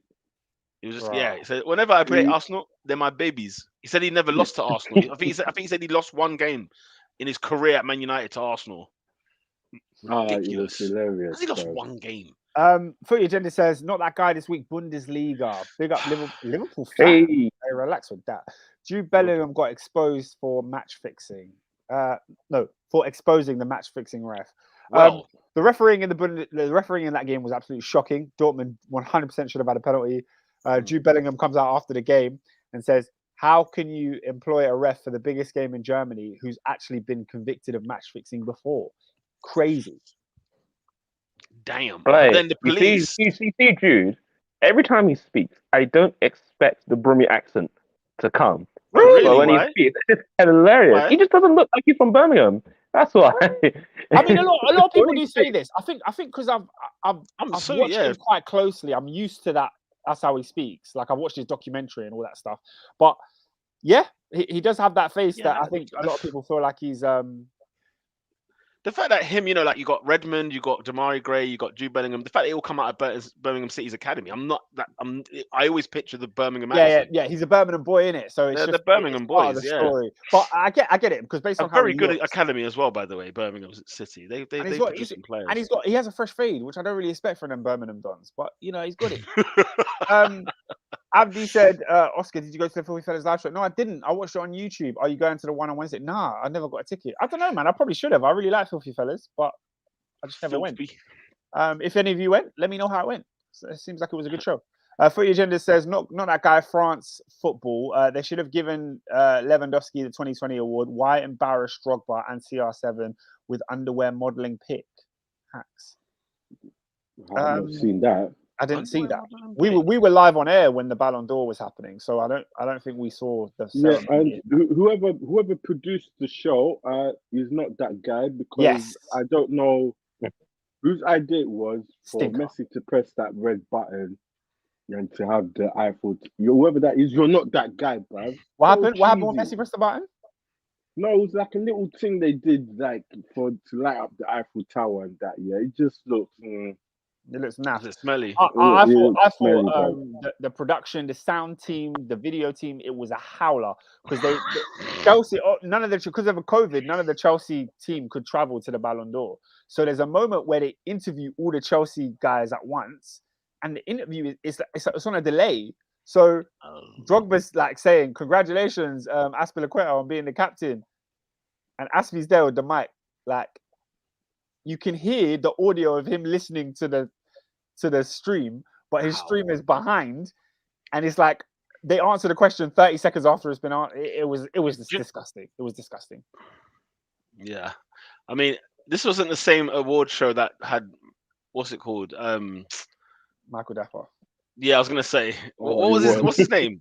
What's his name? Big Shaq. Shaq. That's it. No, but he didn't even know. When he said, just sitting there. When he said looking at to him. Modric, hold tight, Modric. He's got the pumpy. I died laughing. Yeah. Hold tight, Salah. I was what is he high-fived Zidane. Look, this is the same award show in which they gave out the women's Ballon d'Or, and I think this was 2018 or 17, and they asked the woman that won, in her acceptance speech, "Can you twerk?" Yay! I remember this. I remember. Yeah, this. it rings a bell. No, it rings a bell. Yeah. He said, "Can you twerk?" I remember. She said no. She said Was no. it a Dibby presenter? It was some any French presenter, bro. It was some any French presenter. Yo, they had Esteban Ocon and Fernando Alonso, big up the F1 gang, presenting the. Why do they have helmets on? Oh, actually, Esteban Ocon is not that guy. What hell? Why? What's wrong with Esteban Ocon? The guy was podium to the last lap. Come on, baby. Come on. He's an Alpine. Oscar, he's won a race this year. Oh, Pete, I thought it was Brendan Rodgers. You'd be talking about it. The stinker. He bottled it. What, in an Alpine? He's getting chased by a friggin' Mercedes. This is not an F1 pod. All I'm saying is he bottled it. Okay. Iklas says, unpopular, not that guy. Peter saying Sal would start for Chelsea. Yeah. That's ahead of Kovacic in the pecking order. I'm amazed at Sal. I'm amazed at Sal's contribution this season. I'm amazed. And the thing is, I was listening to a podcast where they talked about his season at Letty last season, and it was not good. Apparently, it was not good at all. Yeah. So it was like, hence why he was able to go out on loan. What's happening with him? I haven't got a clue. I've got that so wrong. Iklas says, read my not that guy. Oh, I just read it. Oh, okay. Yeah, that's the one. Yeah. Yeah. Any more? I think we're done. Any big games next week? Nah, not really. You know, all the teams are spread out. We're at home to Southampton on Saturday. Yeah. I can't even predict. I can't trust this team as far as I can throw them. Huss and Hoots. I would say not that guy is the Premier League for messing up the fixtures, because obviously there was 2:00 games that weren't on TV. 3 of them as well. But Peter, do you know why they weren't? Why weren't they? Because the FA Cup women's final was on, and that had to be on TV, and they didn't want to compete with those games. So they let the FA Cup women's final get the shine. And guess what? I watched it, and I watched Chelsea dominate Arsenal. Hey, you know what? Big up Sky Sports then. I don't think it was Sky Sports that made that rule. But I think it was Sky Sports because it was their games. No, but I don't think they made the rule. I think they were enforced. They forced them. Oh, okay. But was the cup final on Sky? No, it was on BBC. Only on BBC? Yeah. Oh, okay. Yeah. So who are you lot playing? Who's playing? 12:30 is Man City Wolves. Arsenal Southampton is 3 o'clock. Chelsea Leeds is also at 3 o'clock. Liverpool Villa, Steven Gerrard coming home is also at 3 o'clock. And then Manchester United against Norwich is the 5:30. Oh, come on! So literally all the big teams are playing on. So wait, on Saturday. I can't see Liverpool Villa because Man Yeah. United are playing Norwich. Yeah, You're that's nonsense. freaking kidding me, man. That's It's nonsense. a joke. That's a howler. bro. Look at the story. Look at the Liverpool story. Villa, and you could even argue Chelsea Leeds are more You could entertaining argue Chelsea games Leeds. Yeah, you could than argue Norwich Chelsea. versus United. But there's a story. There's a story with Gerrard and Liverpool. He's going back to Anfield. Yeah, no, I hear that. I'm just thinking about That's the Lola, howler. you're still here, yeah? I told you a couple weeks ago. I said, tell Meaty Ma get her goals up. Yeah, you didn't listen. Allow it. You didn't Miedema was listen. injured. Miedema was injured. So why she playing? I had the playing? privilege. Why I had she the on the privilege of pitch? talking to her on Friday, on Why she Saturday, on the pitch? on Sunday. What am I talking about? Oh, Peter, you went to the game, yeah? I told you I went to the game and I went to the after party afterwards. Hello, Tell us about how the Chelsea women's team Oscar. Do you slapped want up to Arsenal. hear something? What? I walked out at 3-0. There was an exodus. We got up and said, nah, 3-0 when the third goal went in. Because Chelsea, you saw that Sam Kerr golazo. Oh, listen, it's Oscar. Oh, Chelsea was so good.